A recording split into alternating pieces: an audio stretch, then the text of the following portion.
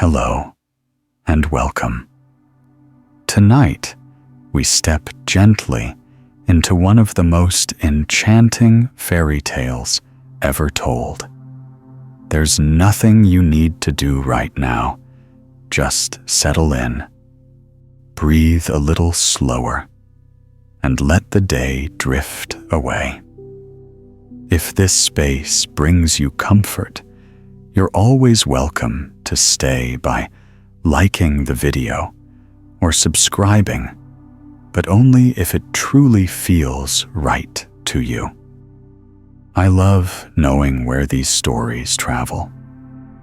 So if you wish, leave a comment telling me where you're listening from and what time the night has reached for you. Now lower the lights. Let a soft sound fill the room and allow yourself to be carried slowly, calmly into tonight's story. The Louse and the Flea. A louse and a flea kept house together and were brewing beer in an eggshell. Then the little louse fell in and burnt herself. On this, the little flea began to scream loudly. Then said the little room door, "Little flea, why art thou screaming?" "Because the louse has burnt herself." Then the little door began to creak. On this, a little broom in the corner said, "Why art thou creaking, little door? Have I not reason to creak? The little louse has burnt herself. The little flea is weeping." So the little broom began to sweep frantically. Then a little cart passed by and said, "Why art thou sweeping, little broom?" "Have I not reason to sweep? The little louse has burnt herself. The little flea is weeping. The little door is creaking." So the little cart said, "Then I will run," and began to run wildly. Then said the ash heap by which it ran, "Why art thou running so little?" "Cart, have I not reason to run? The little louse has burnt herself. The little flea is weeping. The little door is creaking.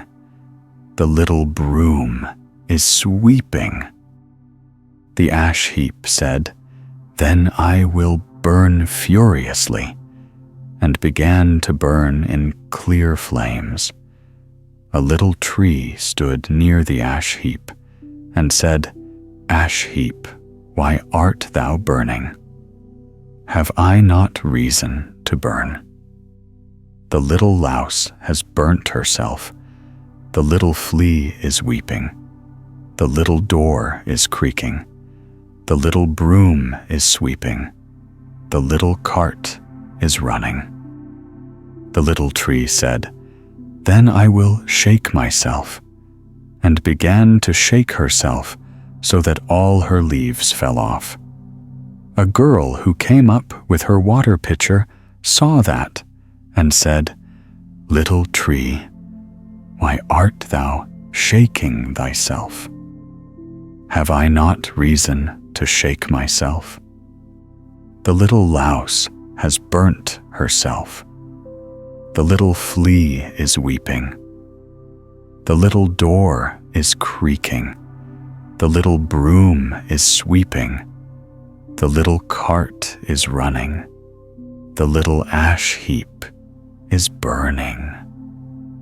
On this the girl said, "Then I will break my little water pitcher." And she broke her little water pitcher. Then said the little spring from which ran the water, "Girl, Why art thou breaking thy water jug? Have I not reason to break my water jug? The little louse has burnt herself. The little flea is weeping. The little door is creaking. The little broom is sweeping. The little cart is running. The little ash heap is burning. The little tree is shaking itself. Oh, oh, said the spring, then I will begin to flow, and began to flow violently. And in the water, everything was drowned. The girl, the little tree, the little ash heap, the little cart, the broom, the little door, the little flea, the little louse, all together. The Wolf and the 7 Young Kids. There was once an old goat who had 7 little ones, and was as fond of them as ever mother was of her children. One day, she had to go into the wood to fetch food for them, so she called them all round her. "Dear children," said she, "I am going out into the wood, and while I am gone, be on your guard against the wolf, for if he were once to get inside, he would eat you up, skin, bones, and all. The wretch often disguises himself, but he may always be known by his hoarse voice and black paws." "Dear mother," answered the kids, "you need not be afraid. We will take good care of ourselves." And the mother bleated goodbye and went on her way with an easy mind. It was not long before someone came knocking at the house door and crying out, "Open the door, my dear children. Your mother is come back and has brought each of you something." But the little kids knew it was the wolf by the hoarse voice. "We will not open the door," cried they. "You are not our mother. She has a delicate and sweet voice, and your voice is hoarse. You must be the wolf." Then off went the wolf to a shop and bought a big lump of chalk and ate it up to make his voice soft. And then he came back, knocked at the house door, and cried, "Open the door, my dear children. Your mother is here and has brought each of you something."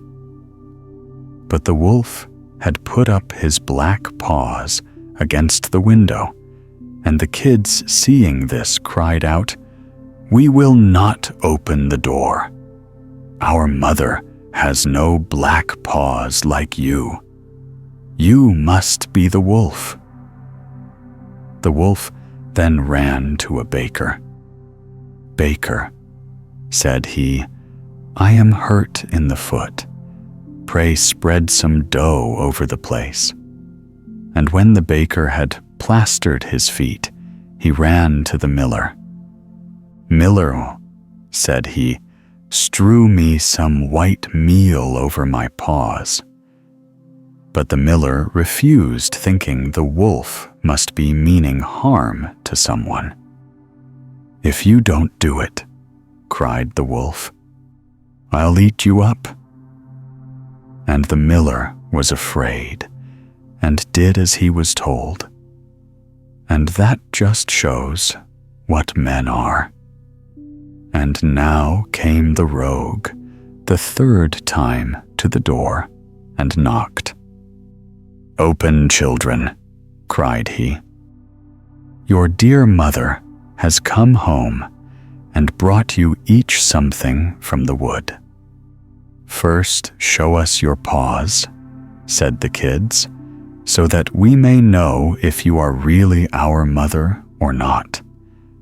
And he put up his paws against the window, and when they saw that they were white, all seemed right, and they opened the door. And when he was inside, they saw it was the wolf, and they were terrified and tried to hide themselves.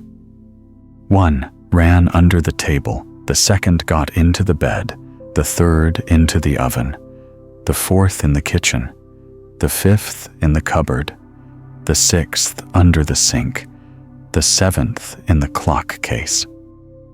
But the wolf found them all and gave them short shrift. One after the other, he swallowed down all but the youngest, who was hid in the clock case. And so the wolf, having got what he wanted, strolled forth into the green meadows, and laying himself down under a tree, he fell asleep. Not long after, the mother goat came back from the wood, and oh, what a sight met her eyes. The door was standing wide open, table chairs and stools all thrown about, dishes, broken quilt, and pillows torn off the bed. She sought her children. They were nowhere to be found.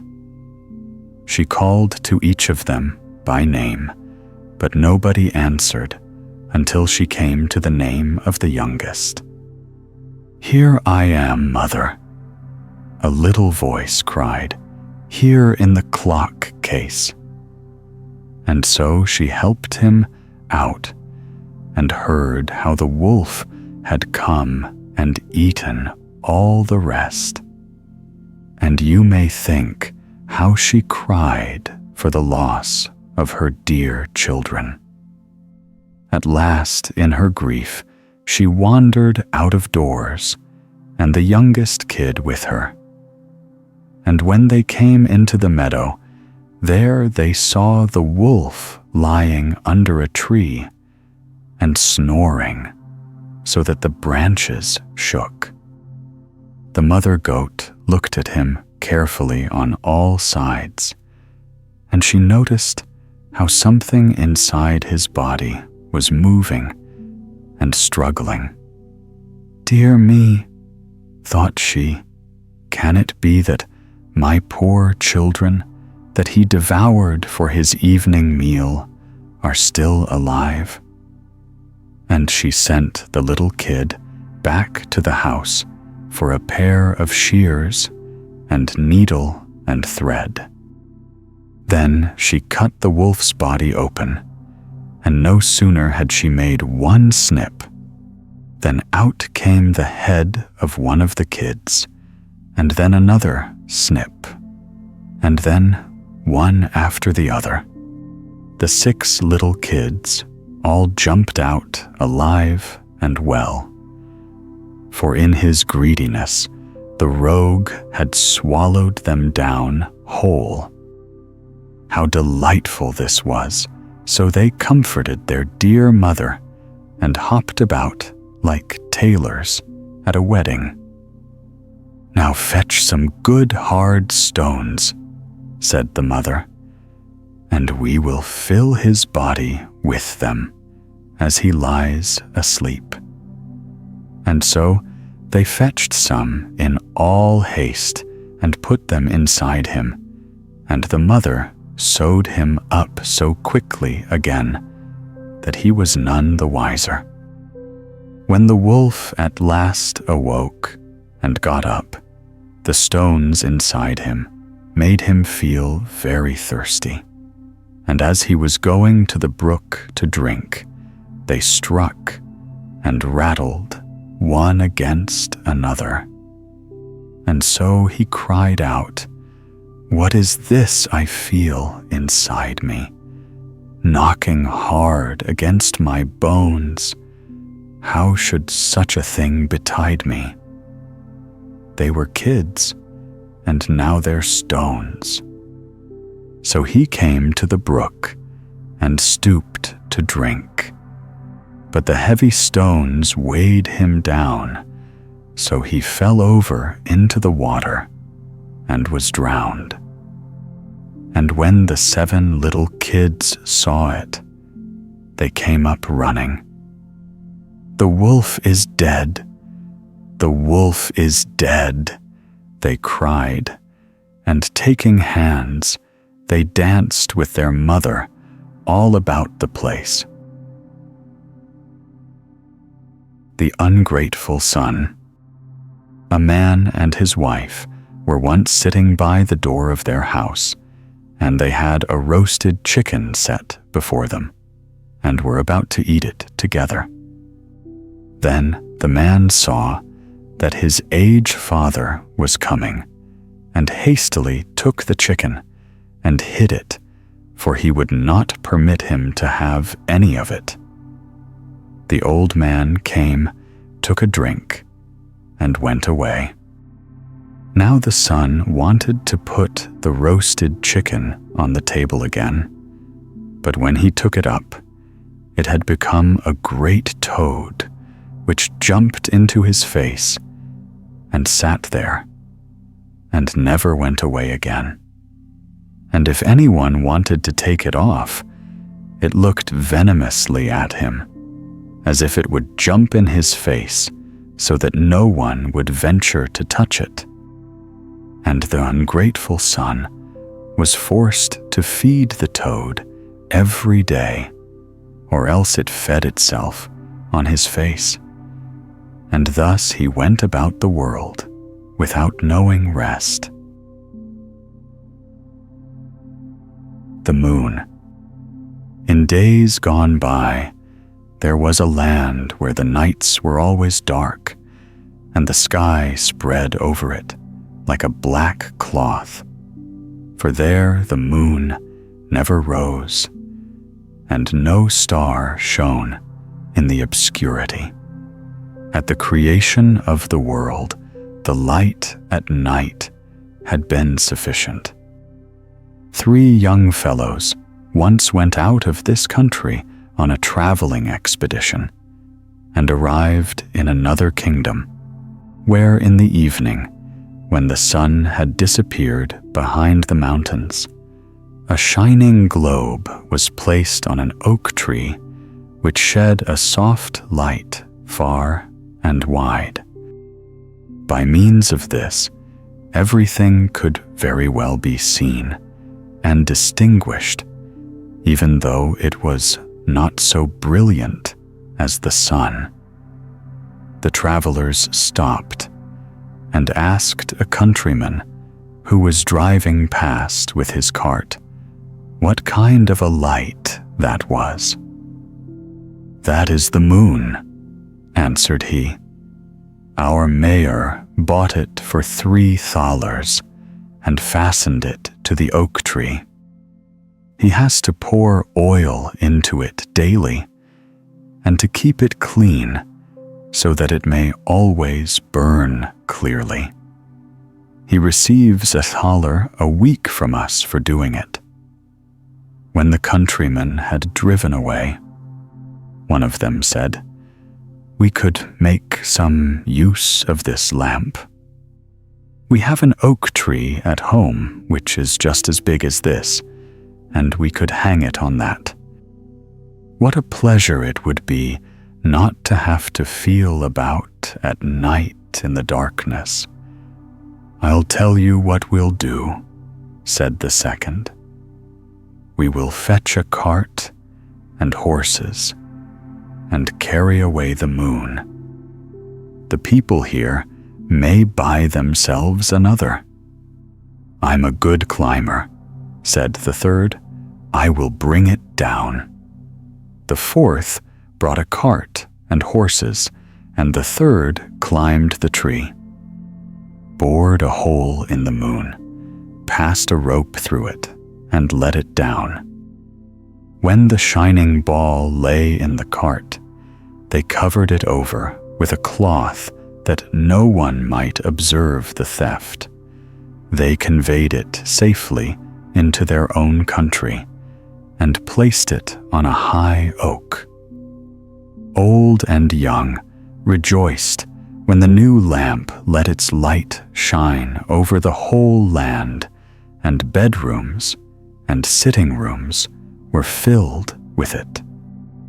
The dwarfs came forth from their caves in the rocks, and the tiny elves in their little red coats danced in rings on the meadows. The four took care that the moon was provided with oil, cleaned the wick, and received their weekly thaler.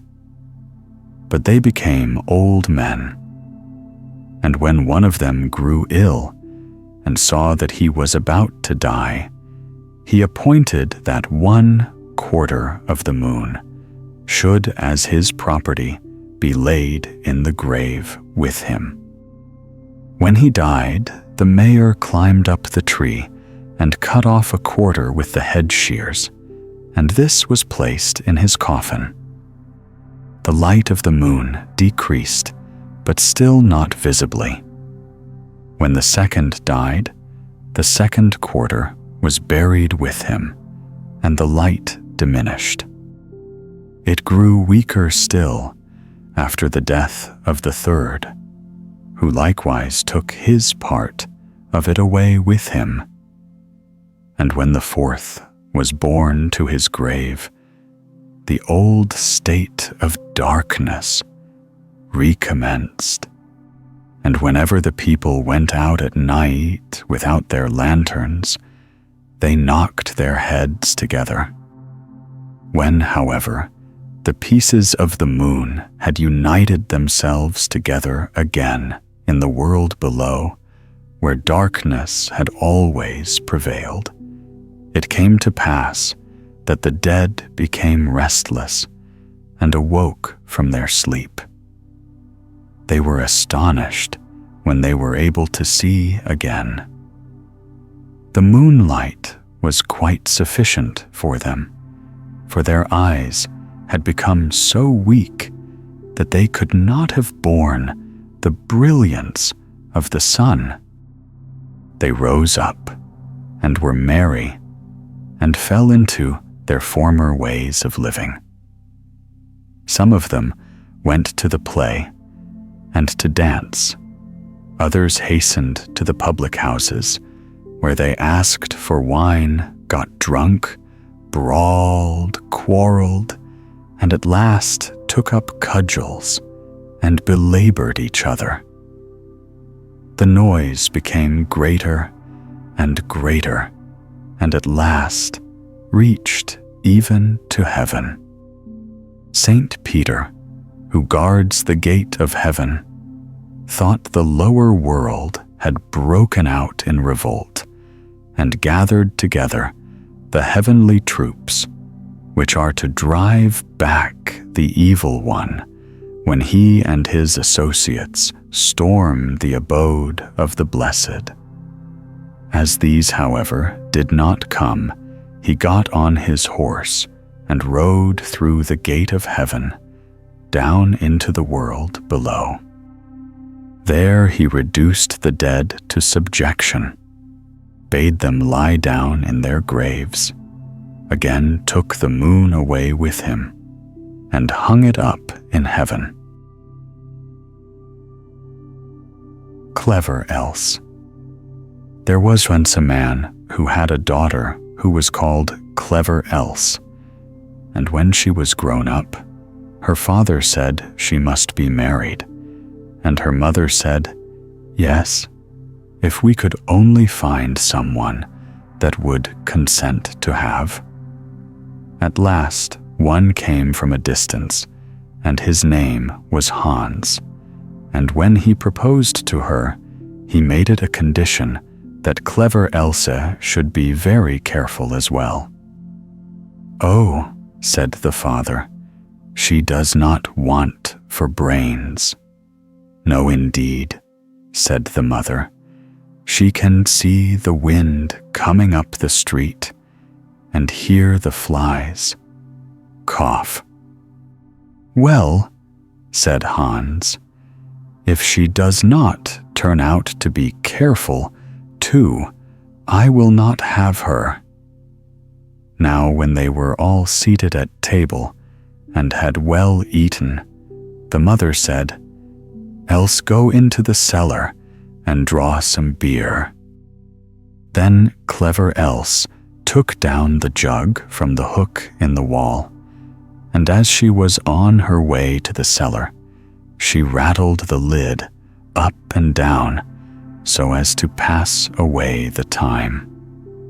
When she got there, she took a stool and stood it in front of the cask so that she need not stoop and make her back ache with needless trouble.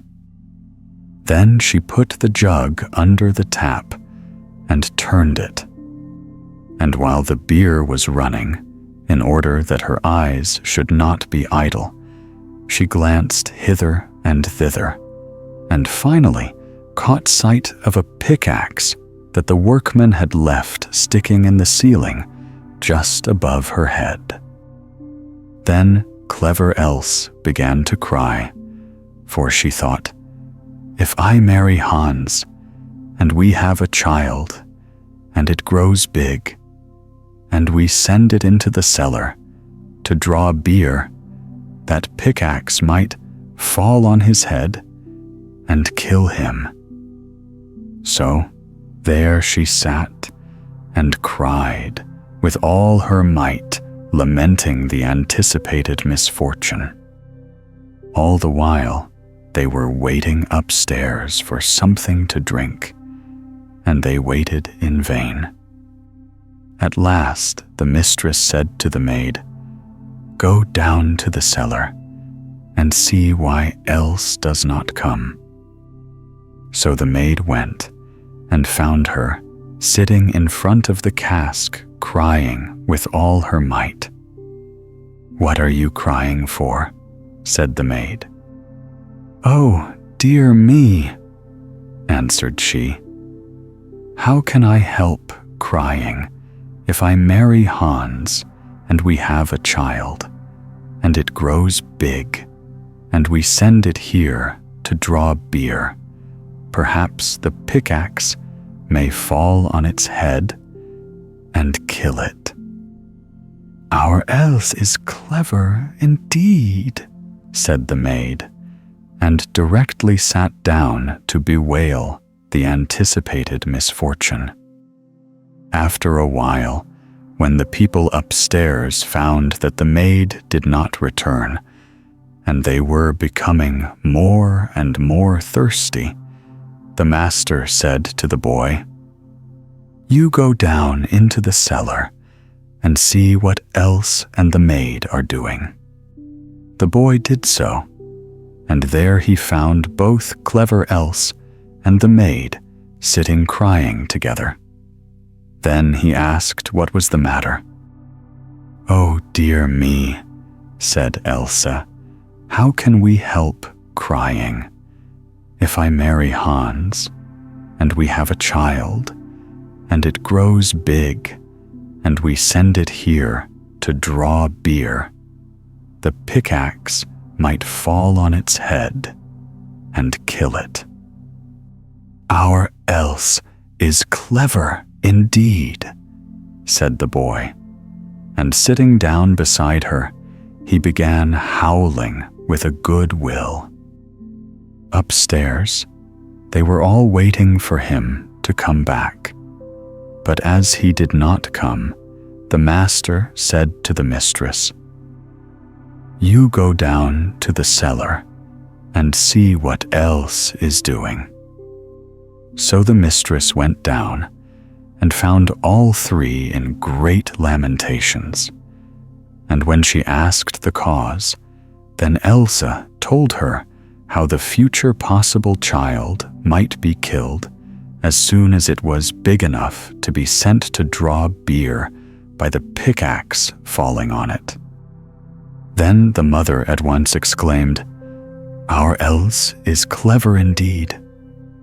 And sitting down, she wept with the rest. Upstairs, the husband waited a little while, but as his wife did not return, and as his thirst constantly increased, he said, "I must go down to the cellar myself and see what has become of Else."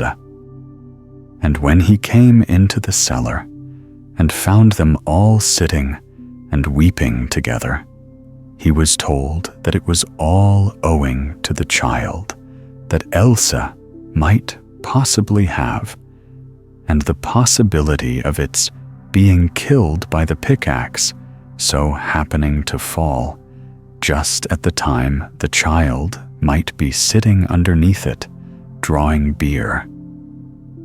And when he heard all this, he cried, "How clever is our Else!" And sitting down, he joined his tears to theirs. The intended bridegroom stayed upstairs by himself a long time, but as nobody came back to him, he thought he would go himself and see what they were all about. And there he found all 5 lamenting and crying most pitifully, each one louder than the other. "What misfortune has happened?" cried he. "Oh, my dear Hans," said Else, "if we marry and have a child, and it grows big, and we send it down here to draw beer, perhaps that pickaxe, which has been left sticking up there, might fall down on the child's head and kill it. And how can we help crying at that?" "Now," said Hans, "I cannot think that greater sense than that could be wanted in my household. So as you are so clever, Else I will have you for my wife."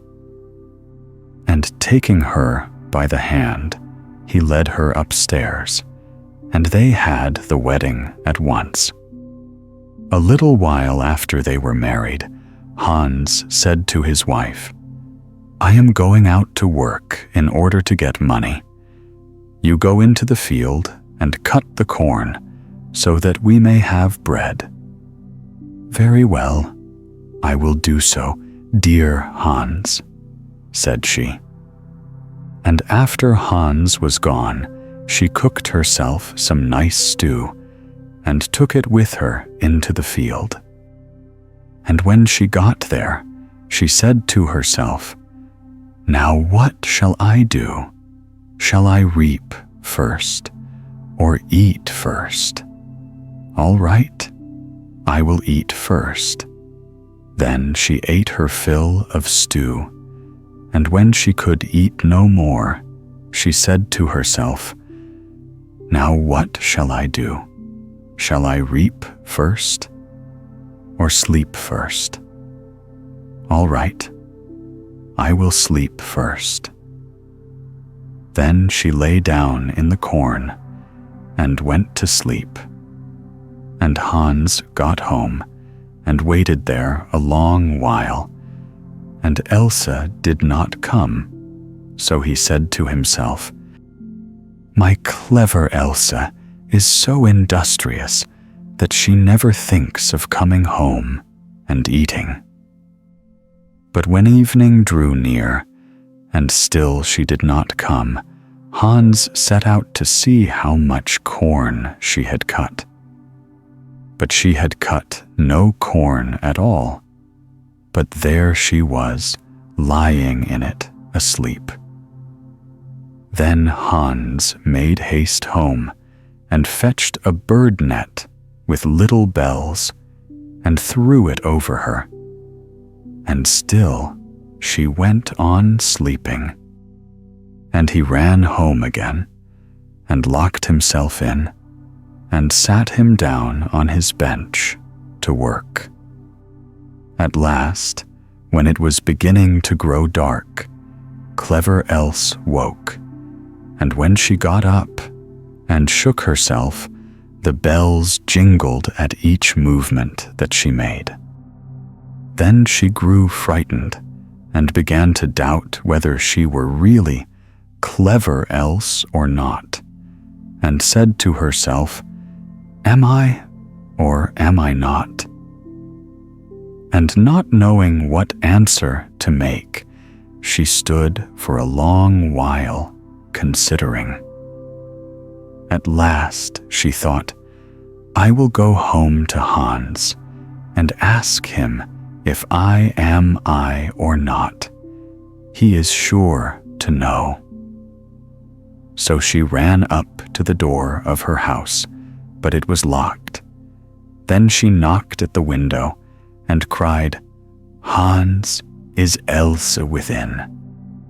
"Yes," answered Hans, "she is in." Then she was in a greater fright than ever, and crying, "Oh dear, then I am not I." She went to inquire at another door, but the people, hearing the jingling of the bells, would not open to her, and she could get in nowhere. So she ran away beyond the village, and since then, no one has seen her. The Little Peasant. There was a certain village wherein no one lived but really rich peasants, and just one poor one whom they called the Little Peasant. He had not even so much as a cow, and still less money to buy one, and yet he and his wife did so wish to have one. One day he said to her, "Hark, you, I have a good thought. There is our gossip. The carpenter, he shall make us a wooden calf, and paint it brown, so that it look like any other, and in time it will certainly get big and be a cow." The woman also liked the idea, and their gossip. The carpenter cut and planed the calf, and painted it as it ought to be, and made it with its head hanging down as if it were eating. Next morning, when the cows were being driven out, the Little Peasant called the cowherd and said, "Look, I have a little calf there, but it is still small and has still to be carried." The cowherd said, "All right," and took it in his arms and carried it to the pasture and set it among the grass. The little calf always remained standing, like one which was eating, and the cowherd said, "It will soon run alone. Just look how it eats already." At night, when he was going to drive the herd home again, he said to the calf, "If thou canst stand there and eat thy fill, thou canst also go on thy 4 legs. I don't care to drag thee home again in my arms." But the Little Peasant stood at his paw and waited for his little calf. And when the cowherd drove the cows through the village, and the calf was missing, he inquired where it was. The cowherd answered, "It is still standing out there eating. It would not stop and come with us." But the Little Peasant said, "Oh, but I must have my beast back again." Then they went back to the meadow together, but someone had stolen the calf, and it was gone. The cowherd said, "It must have run away." The peasant, however, said, "Don't tell me that," and led the cowherd before the mayor, who, for his carelessness, condemned him to give the peasant a cow for the calf which had run away. And now the little peasant and his wife had the cow for which they had so long wished, and they were heartily glad, but they had no food for it, and could give it nothing to eat, so it soon had to be killed. They salted the flesh, and the peasant went into the town and wanted to sell the skin there, so that he might buy a new calf with the proceeds. On the way, he passed by a mill, and there sat a raven with broken wings, and out of pity he took him and wrapped him in the skin. As, however, the weather grew so bad, and there was a storm of rain and wind, he could go no farther, and turned back to the mill and begged for shelter. The miller's wife was alone in the house, and said to the peasant, "Lay thyself on the straw there," and gave him a slice of bread with cheese on it. The peasant ate it, and lay down with his skin beside him, and the woman thought, "He is tired, and has gone to sleep." In the meantime came the parson. The miller's wife received him well, and said, "My husband is out, so we will have a feast." The peasant listened, and when he heard about feasting, he was vexed that he had been forced to make shift with a slice of bread with cheese on it. Then the woman served up 4 different things: roast meat, salad cakes, and wine. Just as they were about to sit down and eat, there was a knocking outside. The woman said, "Oh, heavens, it is my husband." She quickly hid the roast meat inside the tiled stove, the wine under the pillow, the salad on the bed, the cakes under it, and the parson in the cupboard in the entrance. Then she opened the door for her husband and said, "Thank heaven thou art back again. There is such a storm. It looks as if the world were coming to an end." The miller saw the peasant lying on the straw and asked, "What is that fellow doing there?" "Ah," said the wife, "the poor knave came in the storm and rain and begged for shelter, so I gave him a bit of bread and cheese and showed him where the straw was." The man said, "I have no objection, but be quick and get me something to eat." The woman said, "But I have nothing but bread and cheese. I am contented with anything," replied the husband. "So far as I am concerned, bread and cheese will do," and looked at the peasant and said, "Come and eat some more with me." The peasant did not require to be invited twice, but got up and ate. After this, the miller saw the skin in which the raven was lying on the ground, and asked, "What hast thou there?" The peasant answered, "I have a soothsayer inside it." "Can he foretell anything to me?" said the miller. "Why not?"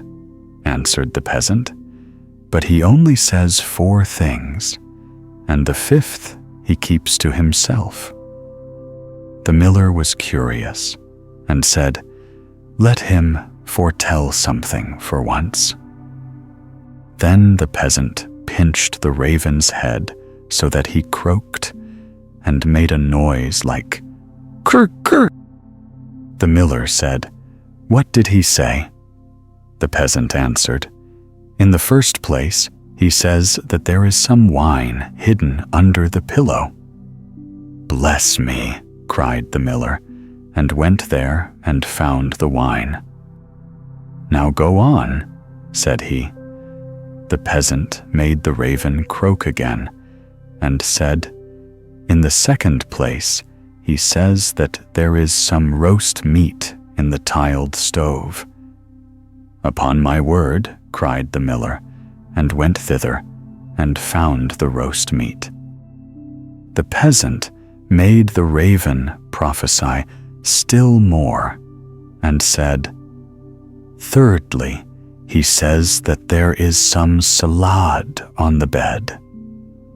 "That would be a fine thing," cried the miller, and went there and found the salad. At last the peasant pinched the raven once more till he croaked and said, "Fourthly, he says that there are some cakes under the bed." "That would be a fine thing," cried the miller, and looked there and found the cakes. And now the two sat down to the table together. But the miller's wife was frightened to death and went to bed and took all the keys with her. The miller would have liked much to know the fifth. But the little peasant said, "First, we will quickly eat. The 4 things for the 5th is something bad." So they ate, and after that they bargained how much the miller was to give for the 5th prophecy until they agreed on 300 thalers. Then the peasant once more pinched the raven's head till he croaked loudly. The miller asked, "What did he say?" The peasant replied, "He says that the devil is hiding outside there in the cupboard in the entrance." The miller said, "The devil must go out," and opened the house door. Then the woman was forced to give up the keys, and the peasant unlocked the cupboard. The parson ran out as fast as he could, and the miller said, "It was true. I saw the black rascal with my own eyes." The peasant, however, made off next morning by daybreak with the 300 thalers. At home, the small peasant gradually launched out. He built a beautiful house, and the peasant said, "The small peasant has certainly been to the place where golden snow falls, and people carry the gold home in shovels." Then the small peasant was brought before the mayor and bidden to say from whence his wealth came. He answered, "I sold my cow's skin in the town for 300 thalers. When the peasants heard that they too wished to enjoy this great profit, and ran home, killed all their cows and stripped off their skins in order to sell them in the town to the greatest advantage. The mayor, however, said, "But my servant must go first." When she came to the merchant in the town, he did not give her more than 2 thalers for a skin, and when the others came, he did not give them so much, and said, "What can I do with all these skins?" Then the peasants were vexed that the small peasant should have thus overreached them, wanted to take vengeance on him, and accused him of this treachery before the mayor. the innocent little peasant was unanimously sentenced to death and was to be rolled into the water in a barrel pierced full of holes. He was led forth, and a priest was brought, who was to say a mass for his soul. The others were all obliged to retire to a distance, and when the peasant looked at the priest, he recognized the man who had been with the miller's wife. He said to him, "I set you free from the cupboard, set me free from the barrel." At this same moment, up came with a flock of sheep the very shepherd who, as the peasant knew, had long been wishing to be mayor. So he cried with all his might, "No, I will not do it. If the whole world insists on it, I will not do it." The shepherd, hearing that, came up to him and asked, "What art thou about? What is it that thou wilt not do?" The peasant said, "They want to make me mayor if I will but put myself in the barrel, but I will not do it." The shepherd said, "If nothing more than that is needful in order to be mayor, I would get into the barrel at once." The peasant said, "If thou wilt get in, thou wilt be mayor." The shepherd was willing and got in, and the peasant shut the top down on him. Then he took the shepherd's flock for himself and drove it away. The parson went to the crowd and declared that the mass had been said. Then they came and rolled the barrel towards the water. When the barrel began to roll, the shepherd cried, "I am quite willing to be mayor."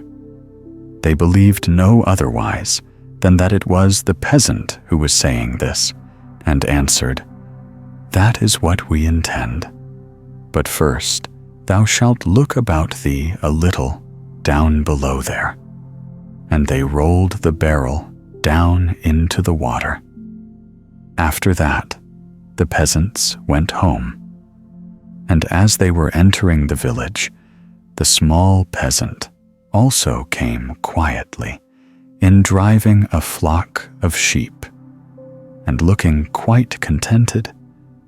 Then the peasants were astonished, and said, "Peasant, from whence comest thou? Hast thou come out of the water?"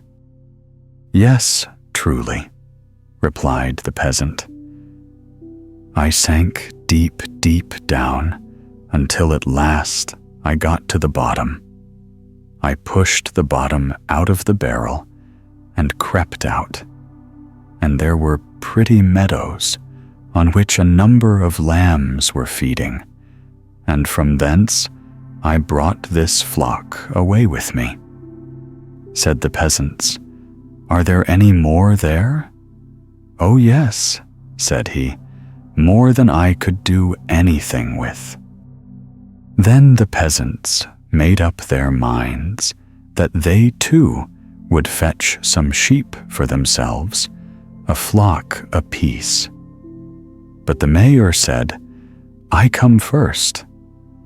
So they went to the water together, and just then there were some of the small fleecy clouds in the blue sky, which are called little lambs, and they were reflected in the water, whereupon the peasants cried, "We already see the sheep down below." The mayor pressed forward and said, "I will go down first and look about me, and if things promise well, I'll call you." So he jumped in. Splash went the water.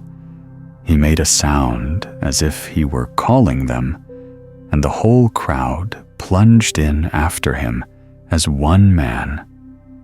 Then the entire village was dead, and the small peasant, as sole heir, became a rich man. The 12 Brothers. There were, once on a time, a king and a queen who lived happily together and had 12 children, but they were all boys. Then said the king to his wife, "If the 13th child which thou art about to bring into the world is a girl, the 12 boys shall die, in order that her possessions may be great, and that the kingdom may fall to her alone."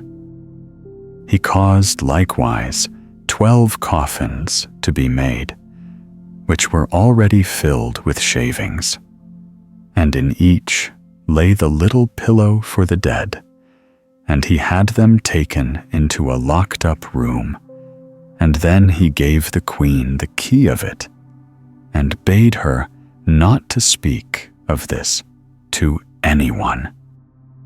The mother, however, now sighed and lamented all day long until the youngest son, who was always with her, and whom she had named Benjamin from the Bible, said to her, "Dear mother, why art thou so sad?" "Dearest child," she answered, "I may not tell thee." But he let her have no rest until she went and unlocked the room and showed him the 12 coffins ready filled with shavings. Then she said, "My dearest Benjamin, thy father has had these coffins made for thee and for thy 11 brothers.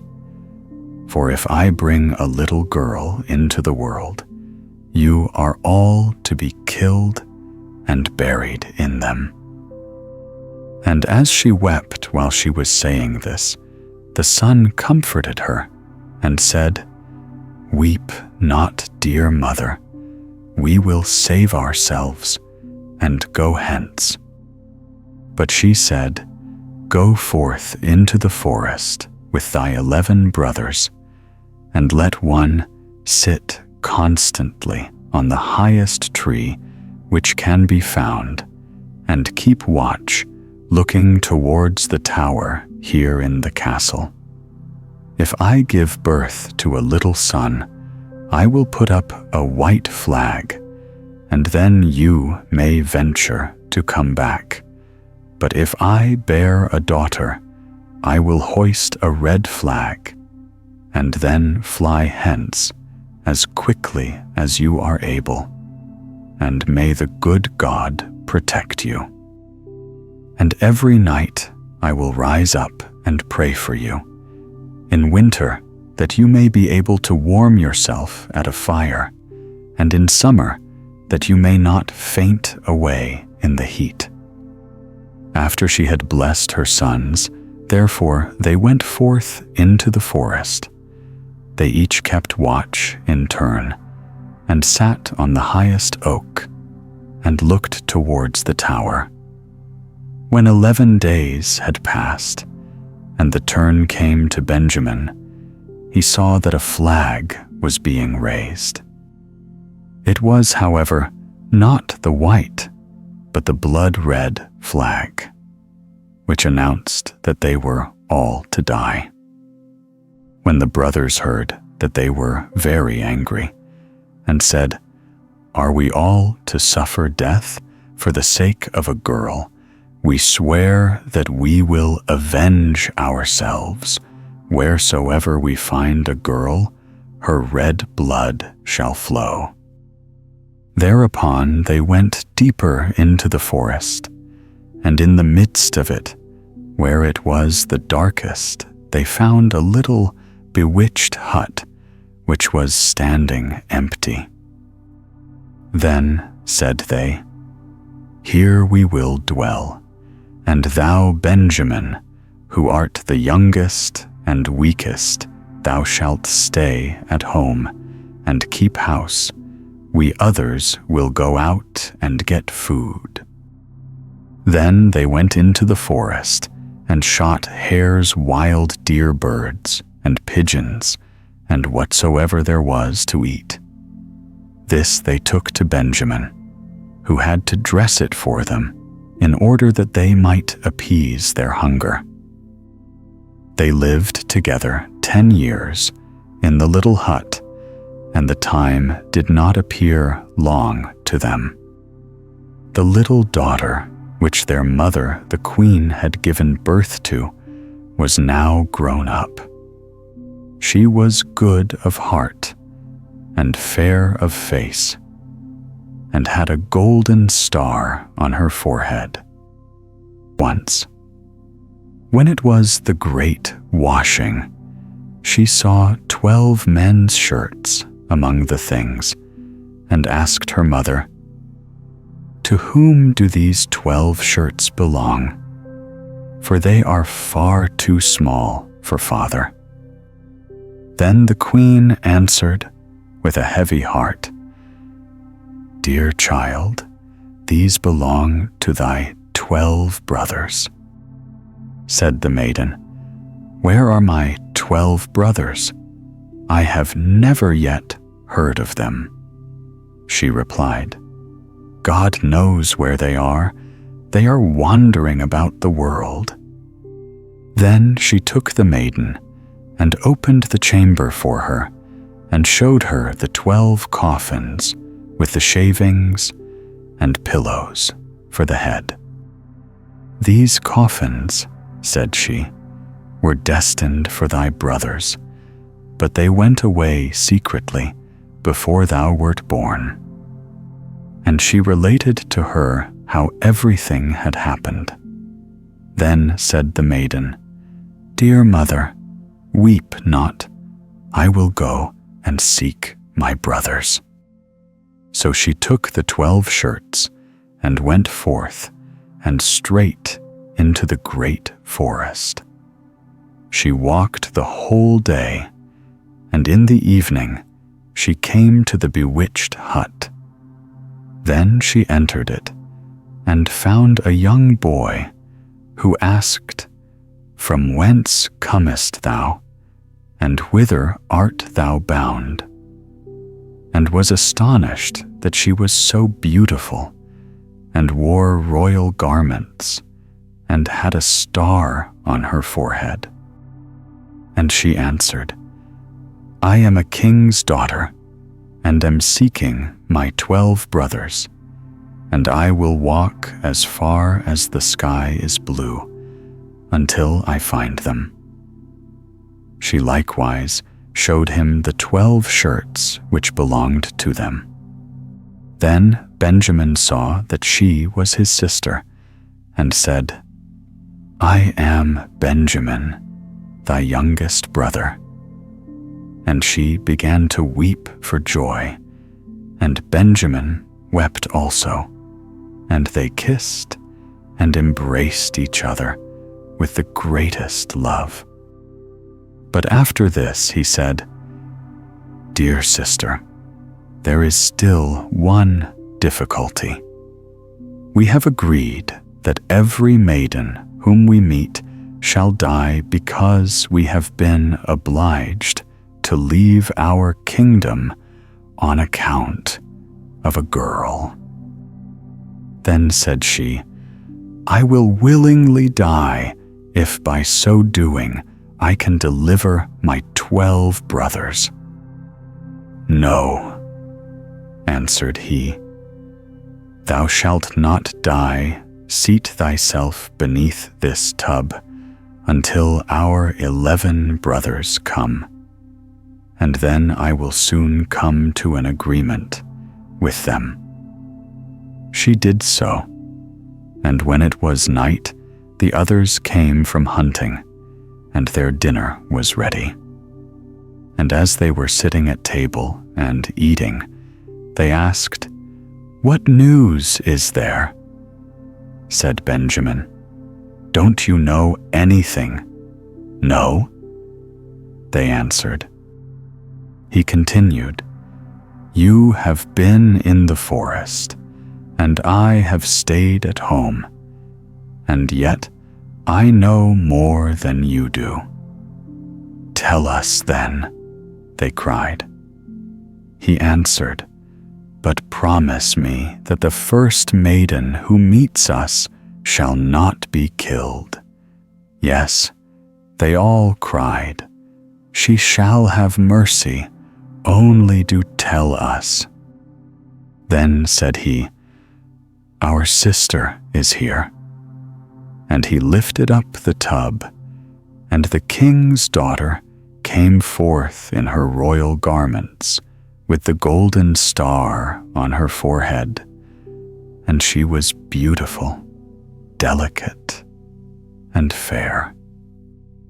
Then they were all rejoiced, and fell on her neck, and kissed, and loved her with all their hearts. Now she stayed at home with Benjamin, and helped him with the work. The 11 went into the forest, and caught game, and deer, and birds, and wood pigeons, that they might have food, and the little sister and Benjamin took care to make it ready for them. She sought for the wood for cooking, and herbs for vegetables, and put the pans on the fire, so that the dinner was always ready when the 11 came. She likewise kept order in the little house, and put beautifully white, clean coverings on the little beds, and the brothers were always contented, and lived in great harmony with her. Once on a time, the two at home had prepared a beautiful entertainment, and when they were all together, they sat down and ate and drank, and were full of gladness. There was, however, a little garden belonging to the bewitched house, wherein stood 12 lily flowers, which are likewise called students. She wished to give her brothers pleasure, and plucked the 12 flowers, and thought she would present each brother with one while at dinner. But at the self-same moment that she plucked the flowers, the 12 brothers were changed into 12 ravens, and flew away over the forest, and the house and garden vanished likewise. And now the poor maiden was alone in the wild forest, and when she looked around, an old woman was standing near her, who said, "My child, what hast thou done? Why didst thou not leave the 12 white flowers growing? They were thy brothers, who are now forevermore changed into ravens." The maiden said, weeping, "Is there no way of delivering them?" "No," said the woman. "There is but one in the whole world, and that is so hard that thou wilt not deliver them by it, for thou must be dumb for 7 years, and mayst not speak or laugh. And if thou speakest one single word, and only an hour of the 7 years is wanting, all is in vain, and thy brothers will be killed by the one word." Then said the maiden in her heart, "I know with certainty that I shall set my brothers free," and went and sought a high tree, and seated herself in it, and span, and neither spoke nor laughed. Now it so happened that a king was hunting in the forest, who had a great greyhound, which ran to the tree on which the maiden was sitting, and sprang about it, whining and barking at her. Then the king came by and saw the beautiful king's daughter with the golden star on her brow, and was so charmed with her beauty that he called to ask her if she would be his wife. She made no answer, but nodded a little with her head. So he climbed up the tree, himself carried her down, placed her on his horse, and bore her home. Then the wedding was solemnized with great magnificence and rejoicing, but the bride neither spoke nor smiled. When they had lived happily together for a few years, the king's mother, who was a wicked woman, began to slander the young queen, and said to the king, "This is a common beggar girl whom thou hast brought back with thee. Who knows what impious tricks she practices secretly? Even if she be dumb and not able to speak, she still might laugh for once. But those who do not laugh have bad consciences." At first, the king would not believe it, but the old woman urged this so long and accused her of so many evil things that at last the king let himself be persuaded and sentenced her to death. And now a great fire was lighted in the courtyard in which she was to be burnt, and the king stood above at the window and looked on with tearful eyes, because he still loved her so much. And when she was bound fast to the stake, and the fire was licking at her clothes with its red tongue, the last instant of the 7 years expired.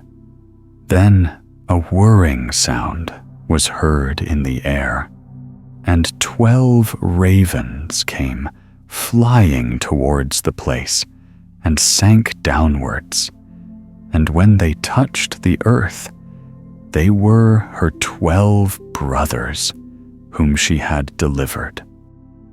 They tore the fire asunder, extinguished the flames, set their dear sister free, and kissed and embraced her. And now, as she dared to open her mouth and speak, she told the king why she had been dumb and had never laughed. The king rejoiced when he heard that she was innocent, and they all lived in great unity until their death. The wicked stepmother was taken before the judge and put into a barrel filled with boiling oil and venomous snakes, and died an evil death. The 7 Ravens. There was once a man who had 7 sons, and still he had no daughter, however much he wished for one. At length, his wife again gave him hope of a child, and when it came into the world, it was a girl. The joy was great, but the child was sickly and small, and had to be privately baptized on account of its weakness. The father sent one of the boys in haste to the spring to fetch water for the baptism. The other 6 went with him, and as each of them wanted to be first to fill it, the jug fell into the well. There they stood and did not know what to do, and none of them dared to go home. As they still did not return, the father grew impatient and said, "They have certainly forgotten it for some game, the wicked boys." He became afraid that the girl would have to die without being baptized, and in his anger cried, "I wish the boys were all turned into ravens." Hardly was the word spoken before he heard a whirring of wings over his head. In the air, looked up, and saw 7 coal-black ravens flying away. The parents could not recall the curse, and however sad they were at the loss of their 7 sons, they still, to some extent, comforted themselves with their dear little daughter, who soon grew strong and every day became more beautiful. For a long time, she did not know that she had had brothers, for her parents were careful not to mention them before her. But one day, she accidentally heard some people saying of herself that the girl was certainly beautiful, but that in reality she was to blame for the misfortune which had befallen her 7 brothers. Then she was much troubled and went to her father and mother and asked if it was true that she had had brothers and what had become of them. The parents now dared keep the secret no longer, but said that what had befallen her brothers was the will of heaven, and that her birth had only been the innocent cause. But the maiden took it to heart daily, and thought she must deliver her brothers. She had no rest or peace until she set out secretly and went forth into the wide world to trace out her brothers and set them free, let it cost what it might. She took nothing with her but a little ring belonging to her parents as a keepsake, a loaf of bread against hunger, a little pitcher of water against thirst, and a little chair as a provision against weariness. And now she went continually onwards, far, far to the very end of the world. Then she came to the sun, but it was too hot and terrible, and devoured little children. Hastily she ran away and ran to the moon, but it was far too cold and also awful and malicious. And when it saw the child, it said, I smell the flesh of men." On this, she ran swiftly away and came to the stars, which were kind and good to her, and each of them sat on its own particular little chair. But the morning star arose and gave her the drumstick of a chicken, and said, "If thou hast not that drumstick, thou canst not open the glass mountain, and in the glass mountain are thy brothers." The maiden took the drumstick, wrapped it carefully in a cloth, and went onwards again until she came to the glass mountain. The door was shut, and she thought she would take out the drumstick. But when she undid the cloth, it was empty, and she had lost the good star's present. What was she now to do? She wished to rescue her brothers, and had no key to the glass mountain. The good sister took a knife, cut off one of her little fingers, put it in the door, and succeeded in opening it. When she had gone inside, a little dwarf came to meet her, who said, "My child, what are you looking for?" "I am looking for my brothers, the 7 ravens," she replied. The dwarf said, "The Lord Ravens are not at home, but if you will wait here until they come, step in." Thereupon the little dwarf carried the ravens' dinner in on 7 little plates and in 7 little glasses. And the little sister ate a morsel from each plate, and from each little glass she took a sip, but in the last little glass she dropped the ring which she had brought away with her. Suddenly she heard a whirring of wings and a rushing through the air, and then the little dwarf said, "Now the Lord Ravens are flying home."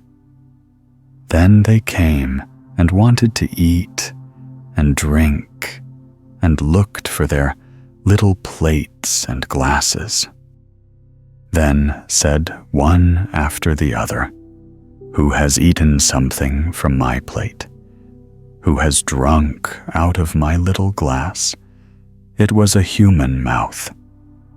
And when the 7th came to the bottom of the glass, the ring rolled against his mouth.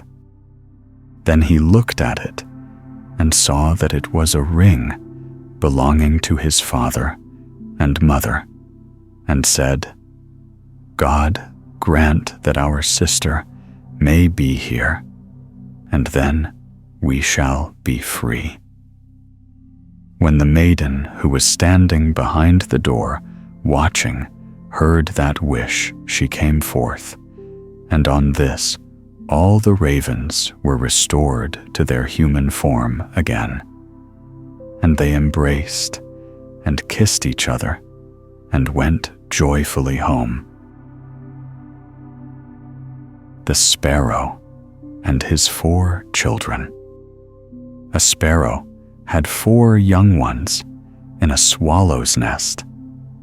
When they were fledged, some naughty boys pulled out the nest, but fortunately, all the birds got safely away in the high wind. Then the old bird was grieved that as his sons had all gone out into the world, he had not first warned them of every kind of danger and given them good instruction how to deal with each. In the autumn, a great many sparrows assembled together in a wheat field, and there the old bird met his 4 children again, and full of joy took them home with him. "Ah, my dear sons, what pain I have been in about you all through the summer, because you got away in the wind without my teaching. Listen to my words, obey your father, and be well on your guard.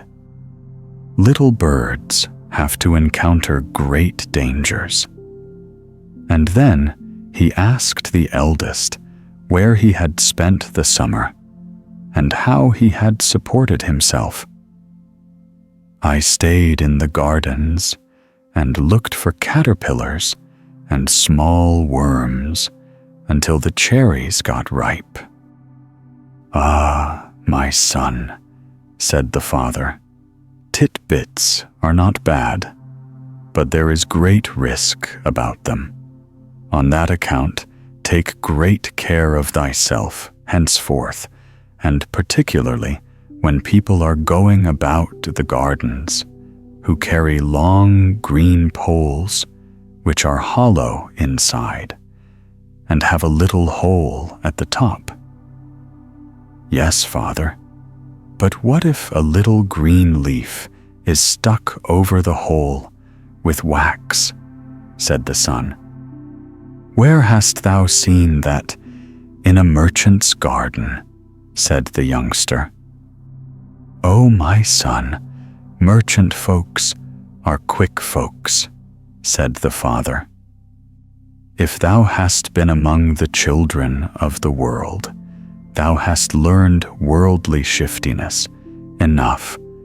Only see that thou usest it well, and do not be too confident." After this, he asked the next, "Where hast thou passed thy time?" "At court," said the son. "Sparrows and silly little birds are of no use in that place. There one finds much gold velvet, silk armor, harnesses, sparrow hawks, screech owls, and hen harriers keep to the horses' stable where they winnow oats or thresh, and then fortune may give thee thy daily grain of corn in peace." "Yes, father," said the son. "But when the stable boys make traps and fix their gins and snares in the straw, many a one is caught fast." "Where hast thou seen that?" said the old bird. "At court, among the stable boys." "O my son, court boys are bad boys. If thou hast been to court and among the lords, and hast left no feathers, there thou hast learnt a fair amount, and wilt know very well how to go about the world. But look around thee, and above thee, for the wolves devour the wisest dogs." The father examined the third also. "Where didst thou seek thy safety?" "I have broken up tubs and ropes on the cart roads and highways, and sometimes met with a grain of corn or barley." "That is indeed dainty fare," said the father. "But take care what thou art about, and look carefully around, especially when thou seest anyone stooping and about to pick up a stone. There is not much time to stay then." "That is true," said the son. "But what if anyone should carry a bit of rock or ore ready beforehand in his breast or pocket? Where hast thou seen that? Among the mountaineers, dear father, when they go out, they generally take little bits of ore with them.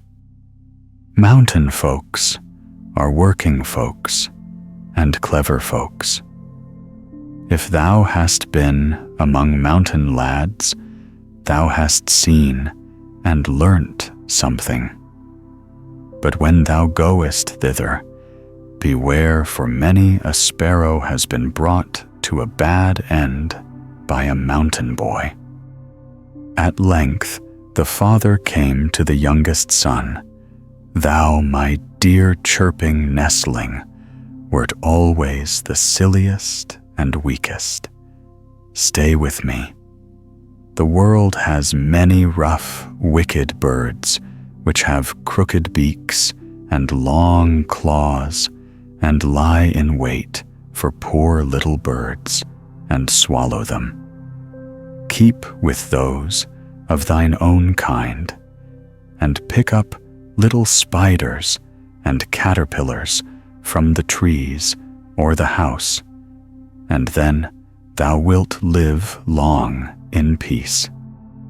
My dear father, he who feeds himself without injury to other people fares well, and no sparrow, hawk, eagle, or kite will hurt him if he specially commits himself and his lawful food evening and morning faithfully to God, who is the creator and preserver of all forest and village birds, who likewise heareth the cry and prayer of the young ravens, for no sparrow or wren ever falls to the ground except by his will. Where hast thou learnt this? The son answered, When the great blast of wind tore me away from thee, I came to a church, and there during the summer I have picked up the flies and spiders from the windows and heard this discourse preached. The father of all sparrows fed me all the summer through and kept me from all mischance and from ferocious birds.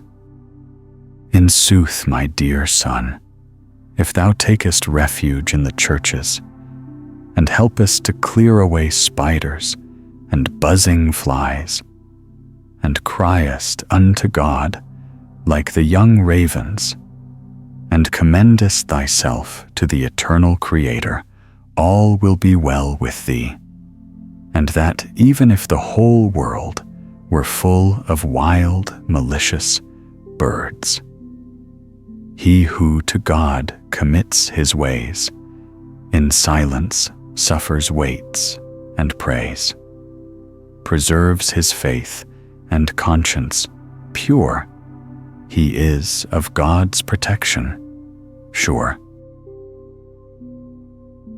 The Sea-Hare.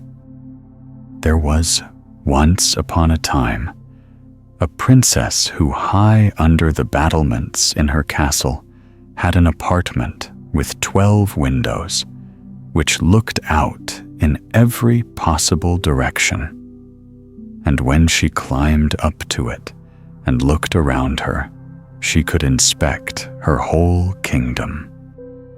When she looked out of the first, her sight was more keen than that of any other human being.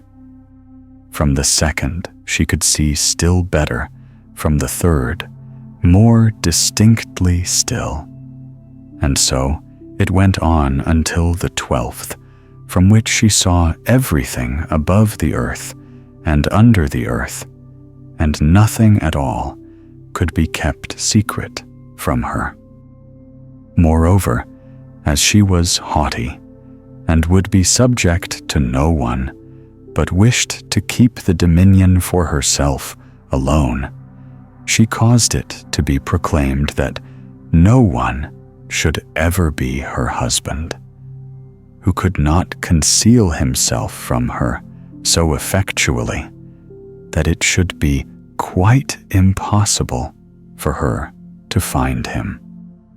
He who tried this, however, and was discovered by her, was to have his head struck off and stuck on a post.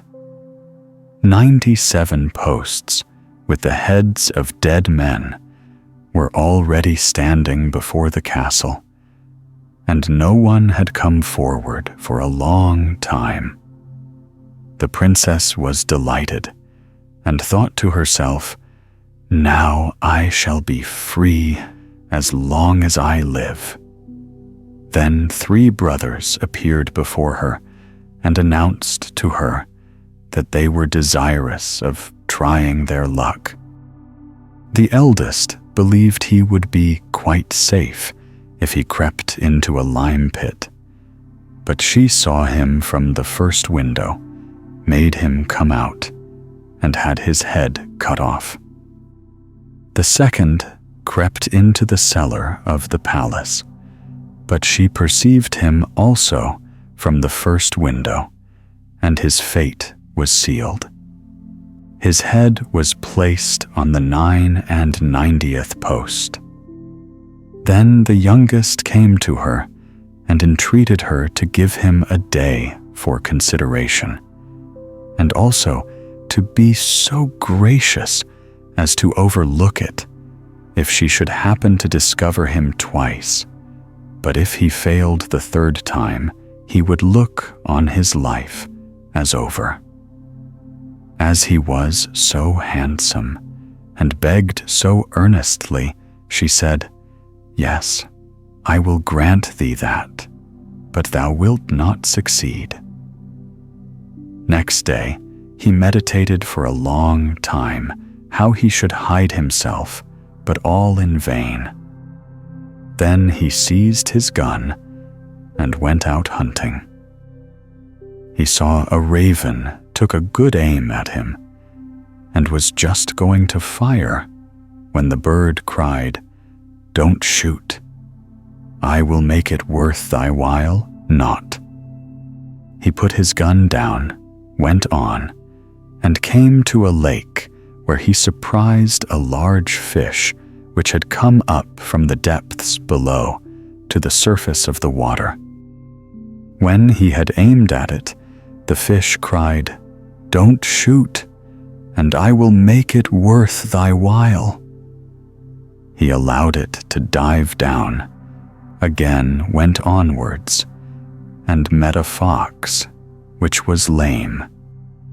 He fired and missed it, and the fox cried, "You had much better come here and draw the thorn out of my foot for me." He did this, but then he wanted to kill the fox and skin it. The fox said, "Stop, and I will make it worth thy while." The youth let him go, and then, as it was evening, returned home. Next day, he was to hide himself. But howsoever much he puzzled his brains over it, he did not know where. He went into the forest to the raven and said, "I let thee live on, so now tell me where I am to hide myself, so that the king's daughter shall not see me." The raven hung his head and thought it over for a long time. At length, he croaked, "I have it." He fetched an egg out of his nest, cut it into 2 parts, and shut the youth inside it, then made it whole again, and seated himself on it. When the king's daughter went to the first window, she could not discover him, nor could she from the others, and she began to be uneasy, but from the 11th she saw him. She ordered the raven to be shot, and the egg to be brought and broken, and the youth was forced to come out. She said, "For once thou art excused, but if thou dost not do better than this, thou art lost." Next day, he went to the lake called the Fish to him, and said, "I suffered thee to live. Now tell me where to hide myself, so that the king's daughter may not see me." The fish thought for a while, and at last cried, "I have it. I will shut thee up in my stomach." He swallowed him and went down to the bottom of the lake. The king's daughter looked through her windows, and even from the 11th did not see him, and was alarmed. But at length from the 12th she saw him. She ordered the fish to be caught and killed, and then the youth appeared. Everyone can imagine what a state of mind he was in. She said, "Twice thou art forgiven, but be sure that thy head will be set on the 100th post." On the last day, he went with a heavy heart into the country and met the fox. "Thou knowest how to find all kinds of hiding places," said he. "I let thee live, Now advise me where I shall hide myself, so that the king's daughter shall not discover me." "That's a hard task," answered the fox, looking very thoughtful.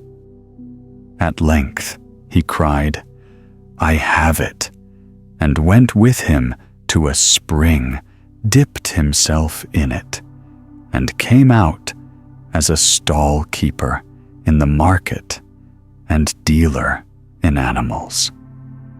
The youth had to dip himself in the water also, and was changed into a small sea-hare. The merchant went into the town and showed the pretty little animal, and many persons gathered together to see it. At length, the king's daughter came likewise, and as she liked it very much, she bought it and gave the merchant a good deal of money for it. Before he gave it over to her, he said to it, "When the king's daughter goes to the window, creep quickly under the braids of her hair." And now the time arrived when she was to search for him.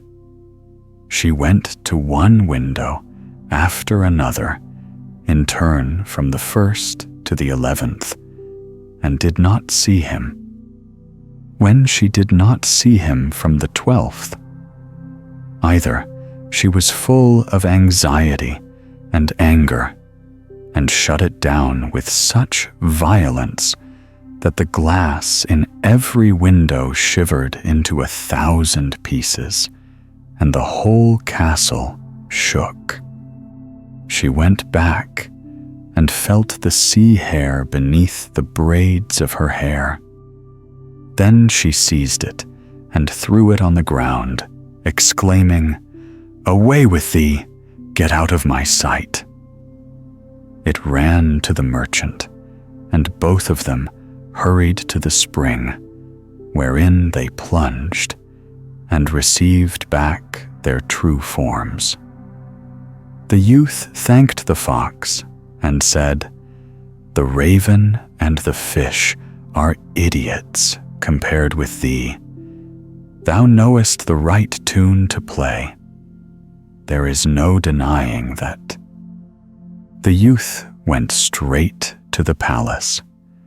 The princess was already expecting him and accommodated herself to her destiny. The wedding was solemnized, and now he was king and lord of all the kingdom. He never told her where he had concealed himself for the 3rd time and who had helped him. So she believed that he had done everything by his own skill, and she had a great respect for him, for she thought to herself, "He is able to do more than I." Fundevogel. There was once a forester who went into the forest to hunt, and as he entered it, he heard a sound of screaming, as if a little child were there. He followed the sound, and at last came to a high tree. And at the top of this, a little child was sitting. For the mother had fallen asleep under the tree with the child, and a bird of prey had seen it in her arms, had flown down, snatched it away, and set it on the high tree. The forester climbed up, brought the child down, and thought to himself, "Thou wilt take him home with thee, and bring him up with thy Lina." He took it home, therefore, and the 2 children grew up together.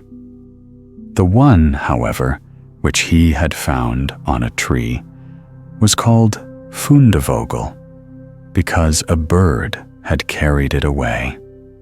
Fundevogel and Lina loved each other so dearly that when they did not see each other, they were sad.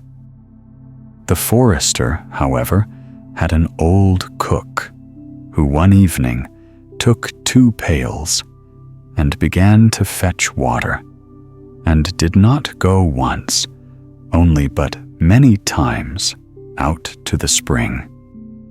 Lena saw this and said, "Hark, you old Sana, why are you fetching so much water?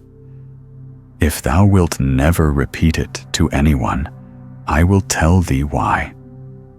So Lena said, no, she would never repeat it to anyone. And then the cook said, "Early tomorrow morning, when the forester is out hunting, I will heat the water, and when it is boiling in the kettle, I will throw in Fundevogel, and will boil him in it." Betimes next morning, the forester got up and went out hunting, and when he was gone, the children were still in bed. Then Lena said to Fundevogel, "If thou wilt never leave me, I too will never leave thee." Fundevogel said, "Neither now nor ever will I leave thee." Then said Lena, "Then I will tell thee. Last night, old Sana carried so many buckets of water into the house that I asked her why she was doing that. And she said that if I would promise not to tell anyone, she would tell me. And I said I would be sure not to tell anyone. And she said that early tomorrow morning, when father was out hunting, she would set the kettle full of water, throw thee into it, and boil thee. But we will get up quickly, dress ourselves, and go away together." The 2 children, therefore, got up, dressed themselves quickly, and went away. When the water in the kettle was boiling, the cook went into the bedroom to fetch Fundevogel and throw him into it. But when she came in and went to the beds, both the children were gone. Then she was terribly alarmed, and she said to herself, "What shall I say now, when the forester comes home and sees that the children are gone? They must be followed instantly to get them back again." Then the cook sent 3 servants after them, who were to run and overtake the children.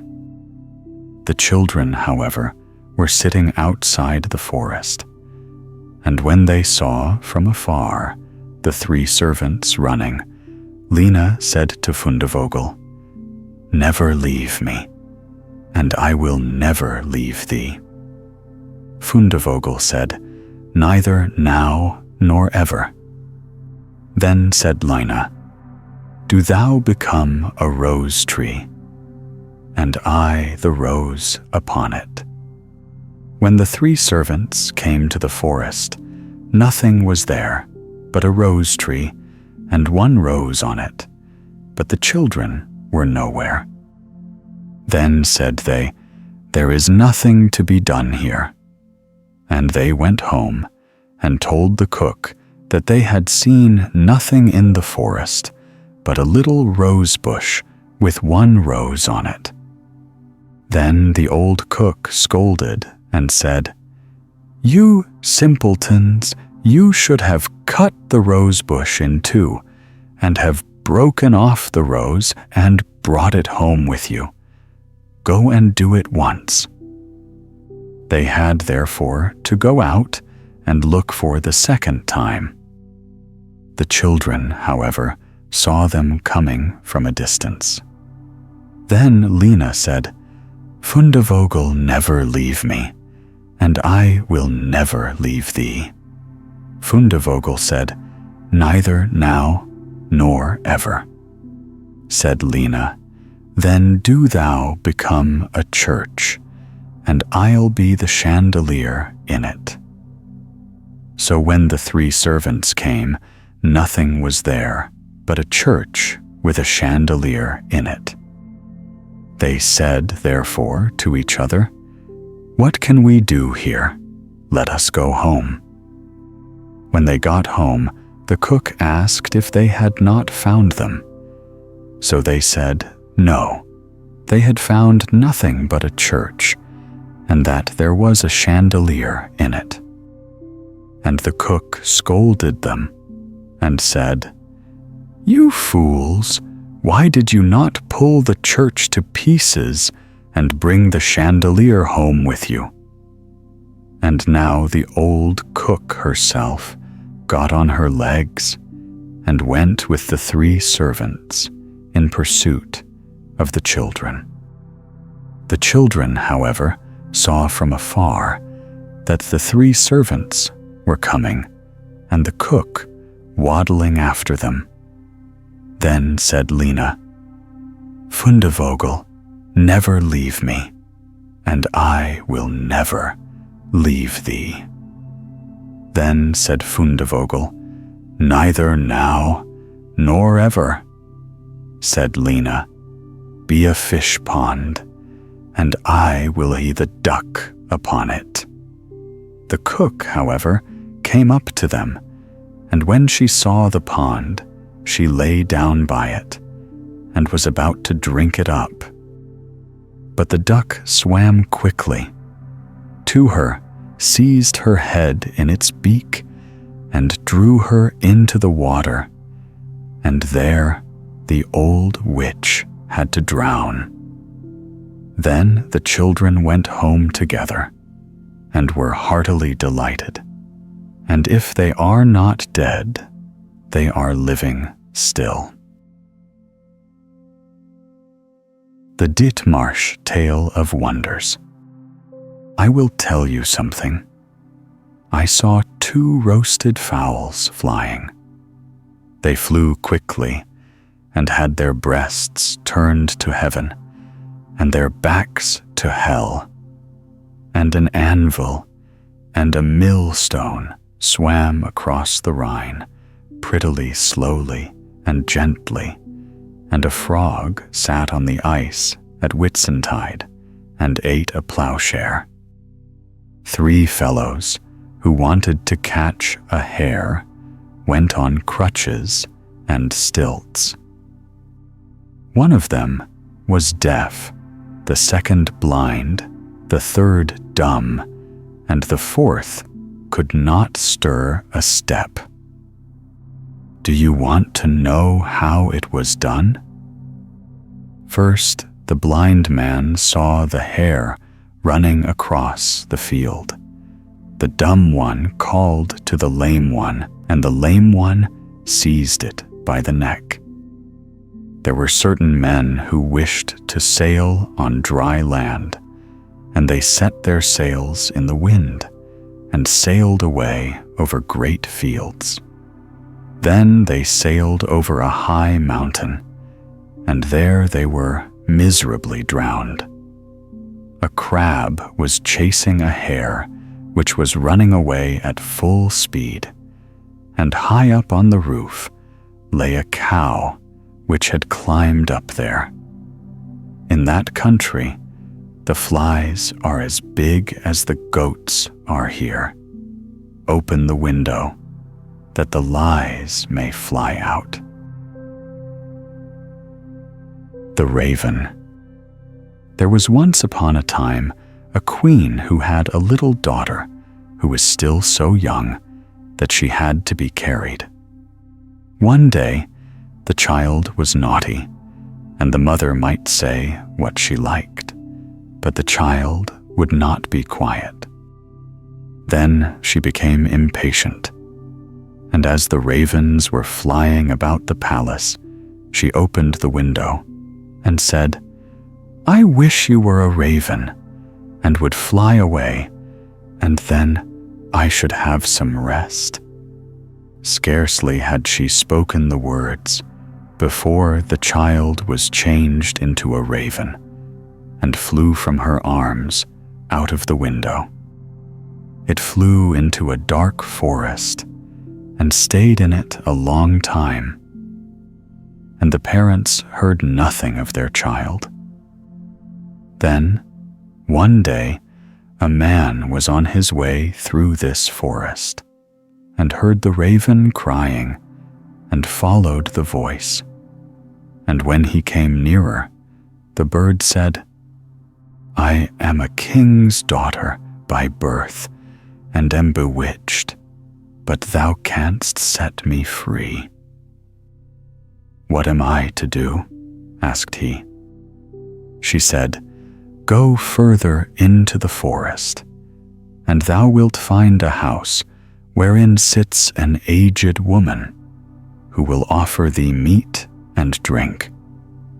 But you must accept nothing, for if you eatest and drinkest anything, thou wilt fall into a sleep, and then thou wilt not be able to deliver me. In the garden behind the house there is a great heap of tan, and on this thou shalt stand and wait for me. For 3 days I will come every afternoon at 2 o'clock in a carriage. On the first day 4 white horses will be harnessed to it, then 4 chestnut horses, and lastly 4 black ones. But if thou art not awake, but sleeping, I shall not be set free." The man promised to do everything that she desired, but the raven said, "Alas, I know already that thou wilt not deliver me. Thou wilt accept something from the woman." Then the man once more promised that he would certainly not touch anything, either to eat or to drink. But when he entered the house, the old woman came to him and said, "Poor man, how faint you are. Come and refresh yourself. Eat and drink." "No," said the man, "I will not eat or drink." She, however, let him have no peace, and said, "If you will not eat, take 1 drink out of the glass. 1 is nothing." Then he let himself be persuaded and drank. Shortly before 2 o'clock in the afternoon, he went into the garden to the tan heap to wait for the raven. As he was standing there, his weariness all at once became so great that he could not struggle against it, and lay down for a short time. But he was determined not to go to sleep. Hardly, however, had he lain down than his eyes closed of their own accord, and he fell asleep and slept so soundly that nothing in the world could have aroused him. At 2 o'clock, the raven came driving up with 4 white horses, but she was already in deep grief and said, "I know he is asleep." And when she came into the garden, he was indeed lying there, asleep, on the heap of tan. She alighted from the carriage, went to him, shook him, and called him, but he did not awake. Next day, about noon, the old woman came again, and brought him food and drink, but he would not take any of it. But she let him have no rest, and persuaded him, until at length he again took 1 drink out of the glass. Towards 2 o'clock, he went into the garden to the tan heap to wait for the raven, but all at once felt such a great weariness that his limbs would no longer support him. He could not help himself and was forced to lie down and fell into a heavy sleep. When the raven drove up with 4 brown horses, she was already full of grief and said, "I know he is asleep." She went to him, but there he lay sleeping, and there was no wakening him. Next day, the old woman asked what was the meaning of this. He was neither eating nor drinking anything. Did he want to die? He replied, "I am not allowed to eat or drink, and will not do so." But she set a dish with food and a glass with wine before him, and when he smelt it, he could not resist, and swallowed a deep draught. When the time came, he went out into the garden to the heap of tan and waited for the king's daughter. But he became still more weary than on the day before, and lay down and slept as soundly as if he had been a stone. At 2 o'clock, the raven came with 4 black horses, and the coachman, and everything else was black. She was already in the deepest grief, and said, "I know that he is asleep, and cannot deliver me." When she came to him, there he was lying fast asleep. She shook him and called him, but she could not waken him. Then she laid a loaf beside him, and after that, a piece of meat, and thirdly, a bottle of wine, and he might consume as much of all of them as he liked, but they would never grow less. After this, she took a gold ring from her finger and put it on his, and her name was graven on it. Lastly, she laid a letter beside him, wherein was written what she had given him, and that none of the things would ever grow less. And in it was also written, "I see right well that here you will never be able to deliver me. But if thou art still willing to deliver me, come to the golden castle of Stromberg. It lies in thy power, of that I am certain."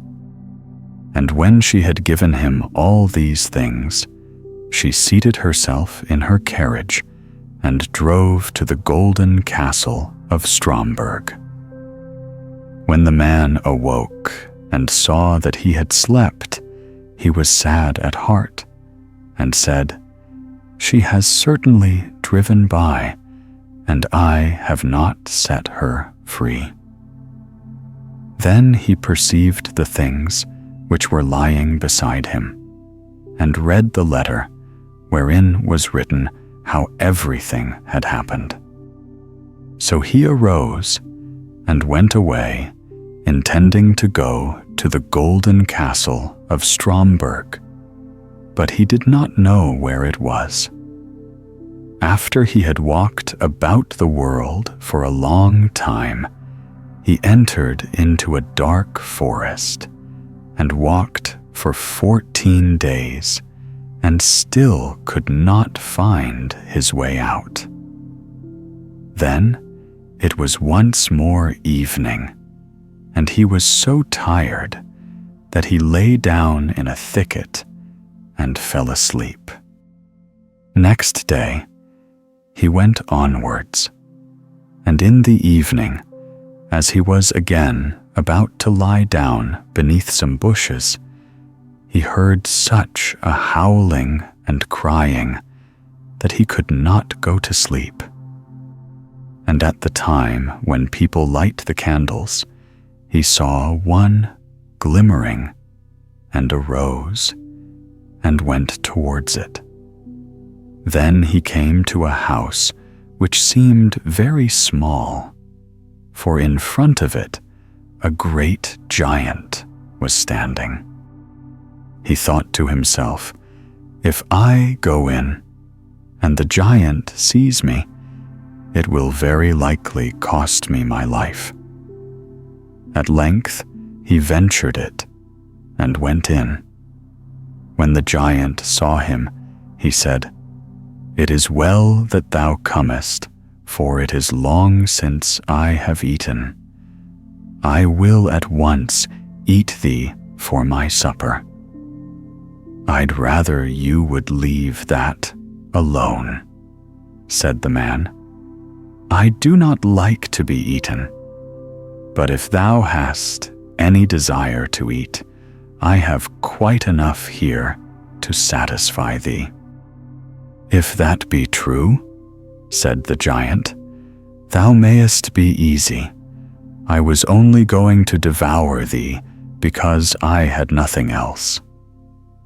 Then they went and sat down to the table, and the man took out the bread wine and meat, which would never come to an end. "This pleases me well," said the giant, and ate to his heart's content. Then the man said to him, "Canst thou tell me where the golden castle of Stromberg is?" The giant said, "I will look at my map. All the towns and villages and houses are to be found on it." He brought out the map, which he had in the room, and looked for the castle. But it was not to be found on it. "It's no matter," said he. "I have some still larger maps in my cupboard upstairs, and we will look in them." But there, too, it was in vain. The man now wanted to go onwards, but the giant begged him to wait a few days longer until his brother, who had gone out to bring some provisions, came home. When the brother came home, they inquired about the golden castle of Stromberg. He replied, "When I have eaten and have had enough, I will look in the map." Then he went with them to his chamber, and they searched in his map, but could not find it. Then he brought out still older maps, and they never rested until they found the golden castle of Stromberg, but it was many 1,000 miles away. "How am I to get there?" asked the man. The giant said, "I have 2 hours' time, during which I will carry you into the neighborhood, but after that I must be at home to suckle the child that we have." So the giant carried the man to about 100 leagues from the castle, and said, "Thou canst very well walk the rest of the way alone." And he turned back, but the man went onwards, day and night, until at length he came to the golden castle of Stromberg. It stood on a glass mountain, and the bewitched maiden drove in her carriage round the castle and then went inside it. He rejoiced when he saw her and wanted to climb up to her, but when he began to do so, he always slipped down the glass again. And when he saw that he could not reach her, he was filled with trouble, and said to himself, "I will stay down here below and wait for her." So he built himself a hut and stayed in it for a whole year, and every day saw the king's daughter driving about above, but never could go to her.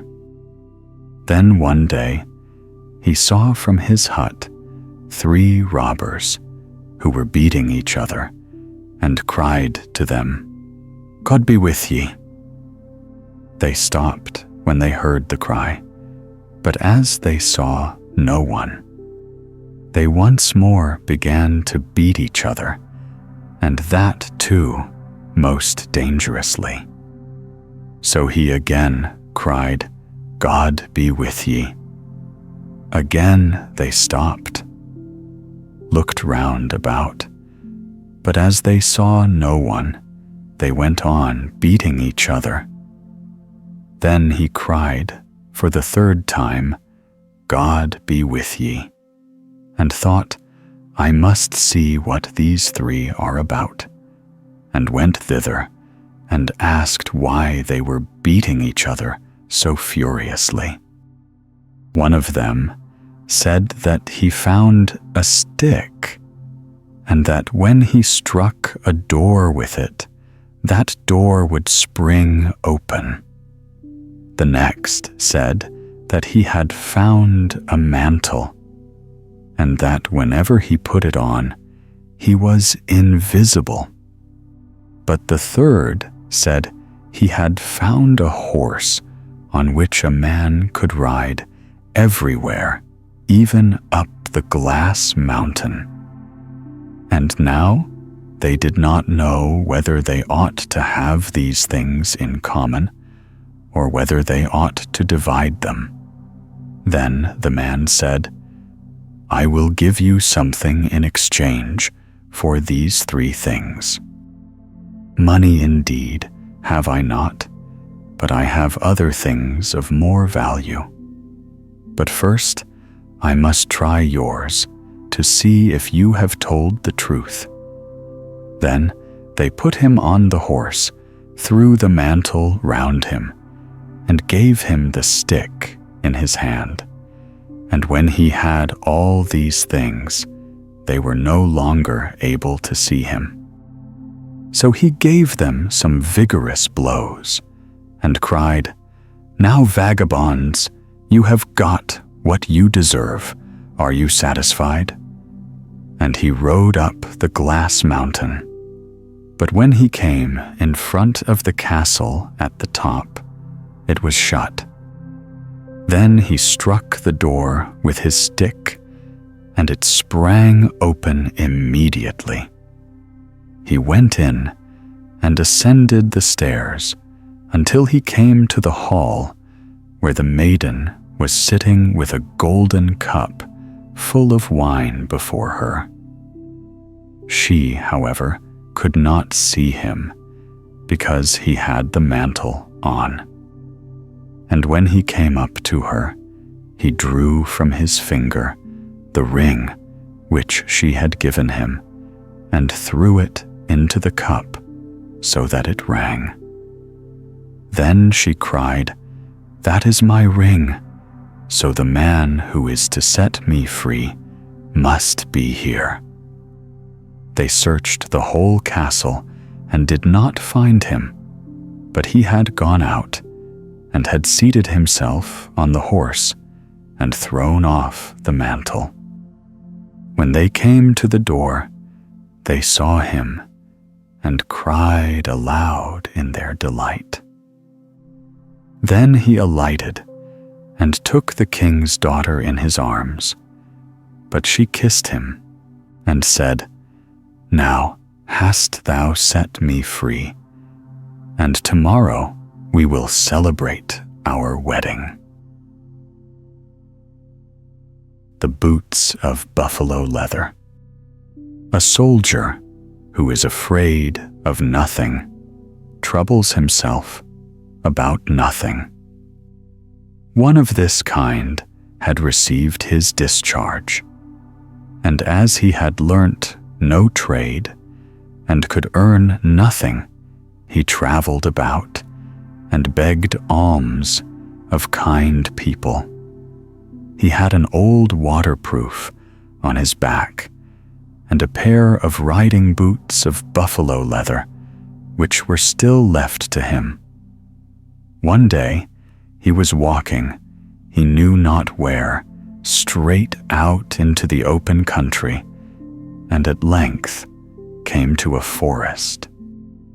He did not know where he was, but saw sitting on the trunk of a tree, which had been cut down, a man who was well dressed and wore a green shooting coat. The soldier shook hands with him, sat down on the grass by his side, and stretched out his legs. "I see thou hast good boots on which are well blacked," said he to the huntsman. "But if thou hadst to travel about as I have, they would not last long. Look at mine. They are of buffalo leather and have been worn for a long time, but in them I can go through thick and thin." After a while, the soldier got up and said, "I can stay no longer. Hunger drives me onwards. But Brother Bright Boots, where does this road lead to?" "I don't know that myself," answered the huntsman. "I have lost my way in the forest."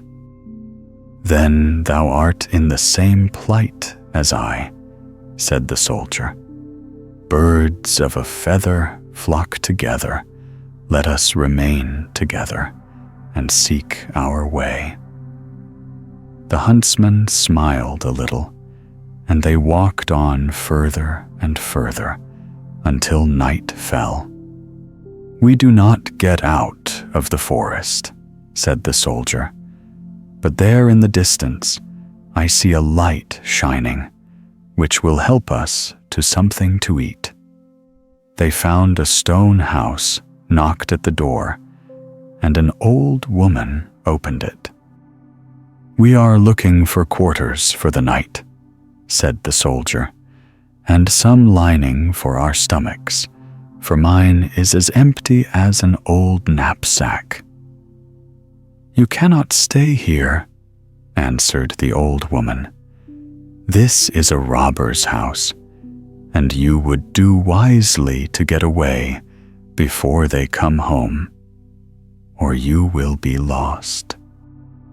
"It won't be so bad as that," answered the soldier. "I have not had a mouthful for 2 days, and whether I am murdered here or die of hunger in the forest is all the same to me. I shall go in." The huntsman would not follow, but the soldier drew him in with him by the sleeve. "Come, my dear brother, we shall not come to an end so quickly as that." The old woman had pity on them and said, "Creep in here behind the stove, and if they leave anything, I will give it to you on the sly when they are asleep." Scarcely were they in the corner before 12 robbers came bursting in, seated themselves at the table, which was already laid, and vehemently demanded some food. The old woman brought in some great dishes of roast meat, and the robbers enjoyed that thoroughly. When the smell of the food ascended the nostrils of the soldier, he said to the huntsman, "I cannot hold out any longer. I shall seat myself at the table and eat with them." "Thou wilt bring us to destruction," said the huntsman, and held him back by the arm. But the soldier began to cough loudly. When the robbers heard that, they threw away their knives and forks, leapt up, and discovered the 2 who were behind the stove. "Ah, gentlemen, are you in the corner?" cried they. "What are you doing here? Have you been sent as spies? Wait a while, and you shall learn how to fly on a dry bough." "But do be civil," said the soldier. "I am hungry. Give me something to eat, and then you can do what you like with me." The robbers were astonished, and the captain said, "I see that thou hast no fear. Well, thou shalt have some food, but after that thou must die." "We shall see," said the soldier, and seated himself at the table and began to cut away valiantly at the roast meat. "Brother Brightboots, come and eat," cried he to the huntsman. "Thou must be as hungry as I am, and cannot have better roast meat at home." But the huntsman would not eat. The robbers looked at the soldier in astonishment and said, "The rascal uses no ceremony." After a while he said, "I have had enough food. Now, get me something good to drink." The captain was in the mood to humor him in this also, and called to the old woman, "Bring a bottle out of the cellar, and mind it be of the best." The soldier drew the cork out with a loud noise, and then went with the bottle to the huntsman, and said, "Pay attention, brother, and thou shalt see something that will surprise thee. I am now going to drink the health of the whole clan." Then he brandished the bottle over the heads of the robbers and cried, "Long life to you all, but with your mouths open and your right hands lifted up." And then he drank a hearty draught. Scarcely were the words said than they all sat motionless, as if made of stone, and their mouths were open, and their right hands stretched up in the air. The huntsman said to the soldier, "I see that thou art acquainted with tricks of another kind, but now come and let us go home." Oh, my dear brother, but that would be marching away far too soon. We have conquered the enemy and must first take the booty. Those men there are sitting fast and are opening their mouths with astonishment, but they will not be allowed to move until I permit them. Come, eat and drink." The old woman had to bring another bottle of the best wine, and the soldier would not stir until he had eaten enough to last for 3 days. At last, when day came, he said, "Now it is time to strike our tents, and that our march may be a short one, the old woman shall show us the nearest way to the town." When they had arrived there, he went to his old comrades and said, "Out in the forest, I have found a nest full of gallows birds. Come with me, and we will take it." The soldier led them and said to the huntsman, "Thou must go back again with me to see how they shake when we seize them by the feet." He placed the men round about the robbers, and then he took the bottle, drank a mouthful, brandished it above them, and cried, "Live again!" Instantly, they all regained the power of movement, but were thrown down and bound hand and foot with cords. Then the soldier ordered them to be thrown into a cart, as if they had been so many sacks, and said, "Now drive them straight to prison." The huntsman, however, took one of the men aside and gave him another commission. Besides, "Brother Bright Boots," said the soldier, "we have safely routed the enemy and been well fed. Now we will quietly walk behind them as if we were stragglers." When they approached the town, the soldier saw a crowd of people pouring through the gate of the town, who were raising loud cries of joy and waving green boughs in the air. Then he saw that the entire bodyguard was coming up. "What can this mean?" said he to the huntsman. "Dost thou not know," he replied, "that the king has for a long time been absent from his kingdom, and that today he is returning, and everyone is going to meet him?" "But where is the king?" said the soldier. "I do not see him." "Here he is," answered the huntsman. "I am the king, and have announced my arrival."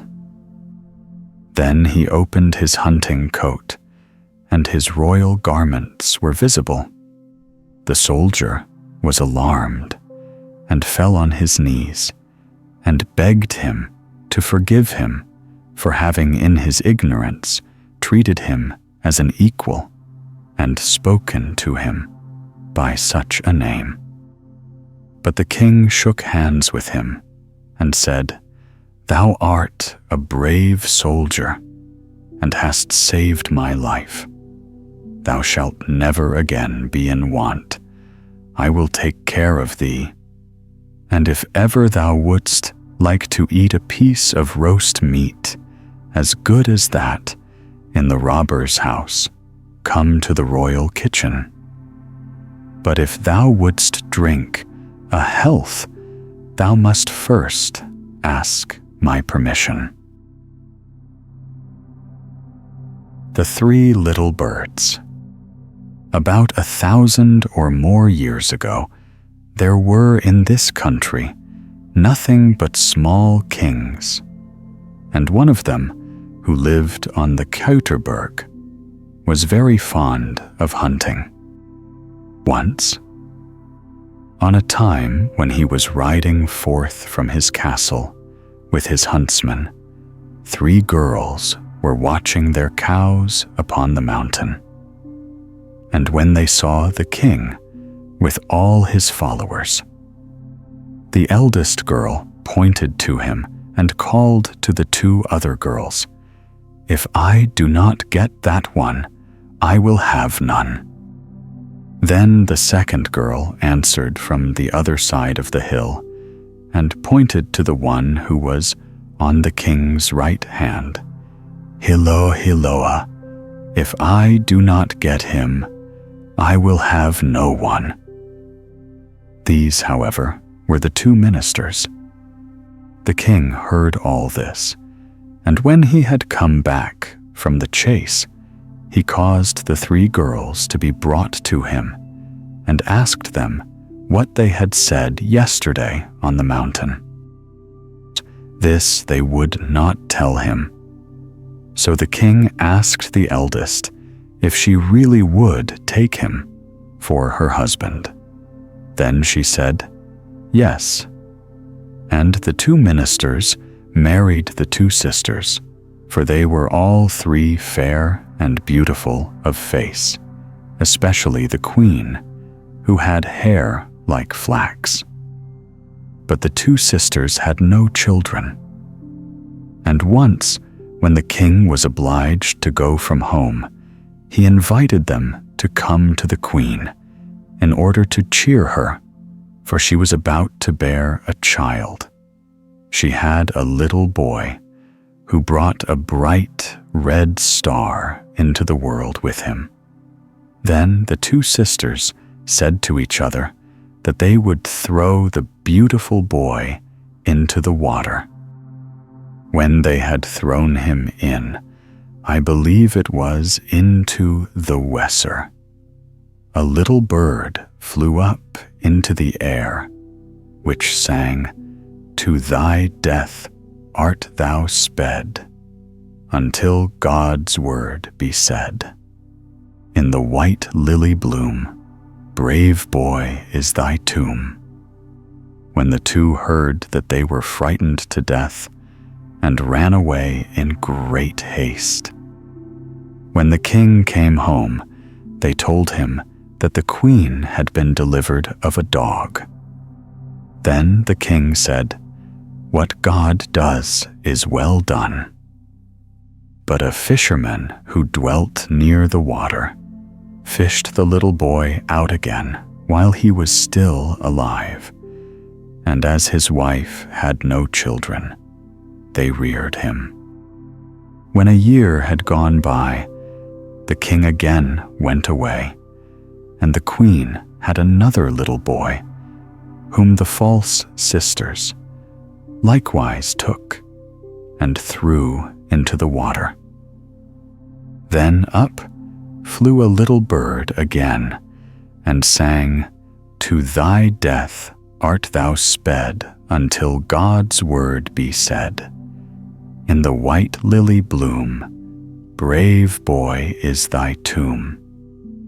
And when the king came back, they told him that the queen had once more given birth to a dog, and he again said, What God does is well done. The fisherman, however, fished this one also out of the water, and reared him. Then the king again journeyed forth, and the queen had a little girl, whom also the false sisters threw into the water. Then again, a little bird flew up on high, and sang, To thy death art thou sped, until God's word be said. In the white lily bloom, bonny girl, is thy tomb. And when the king came home, they told him that the queen had been delivered of a cup. Then the king grew angry, and ordered his wife to be cast into prison, and therein was she shut up for many long years. In the meantime, the children had grown up. Then eldest once went out with some other boys to fish, but the other boys would not have him with them, and said, Go thy way, foundling. Hereupon he was much troubled, and asked the old fisherman if that was true. The fisherman told him that once when he was fishing, he had drawn him out of the water. So the boy said he would go forth and seek his father. The fisherman, however, entreated him to stay, but he would not let himself be hindered. And at last the fisherman consented. Then the boy went on his way, and walked for many days, and at last he came to a great piece of water, by the side of which stood an old woman fishing. Good day, mother, said the boy. Many thanks, said she. Thou wilt fish long enough before thou catchest anything, and thou wilt seek long enough before thou findest thy father. How wilt thou get over the water? Said the woman. God knows. Then the old woman took him up on her back and carried him through it, and he sought for a long time, but could not find his father. When a year had gone by, the second boy set out to seek his brother. He came to the water, and all fared with him, just as with his brother. And now there was no one at home but the daughter, and she mourned for her brothers so much that at last she also begged the fisherman to let her set forth, for she wished to go in search of her brothers. Then she likewise came to the great piece of water, and she said to the old woman, "Good day, mother." "Many thanks," replied the old woman. "May God help you with your fishing," said the maiden.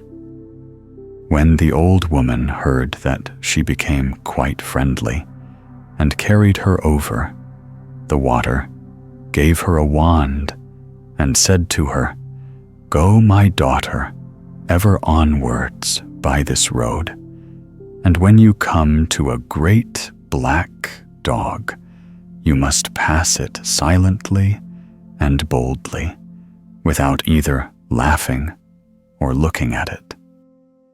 Then you will come to a great high castle, on the threshold of which you must let the wand fall, and go straight through the castle and out again on the other side. There you will see an old fountain, out of which a large tree has grown, whereon hangs a bird in a cage, which you must take down. Take likewise a glass of water out of the fountain, and with these two things go back by the same way. Pick up the wand again from the threshold, and take it with you, and when you again pass by, the dog strike him in the face with it. But be sure that you hit him, and then just come back here to me." The maiden found everything exactly as the old woman had said, and on her way back, she found her two brothers who had sought each other over half the world. They went together to the place where the black dog was lying on the road. She struck it in the face, and it turned into a handsome prince who went with them to the river. There the old woman was still standing. She rejoiced much to see them again, and carried them all over the water, and then she too went away, for now she was freed. The others, however, went to the old fisherman, and all were glad that they had found each other again, but they hung the bird on the wall. But the second son could not settle at home, and took his crossbow and went a-hunting. When he was tired, he took his flute and made music. The king was hunting too, and heard that, and went thither. And when he met the youth, he said, "Who has given thee leave to hunt here?" "Oh, no one." "To whom dost thou belong then?" "I am the fisherman's son, but he has no children. If thou wilt not believe, come with me." That the king did, and questioned the fisherman, who told everything to him, and the little bird on the wall began to sing, "The mother sits alone. There in the prison, small, O king of royal blood, these are thy children all. The sisters twain so false, they wrought the children, woe there in the waters, deep, where the fishermen come and go."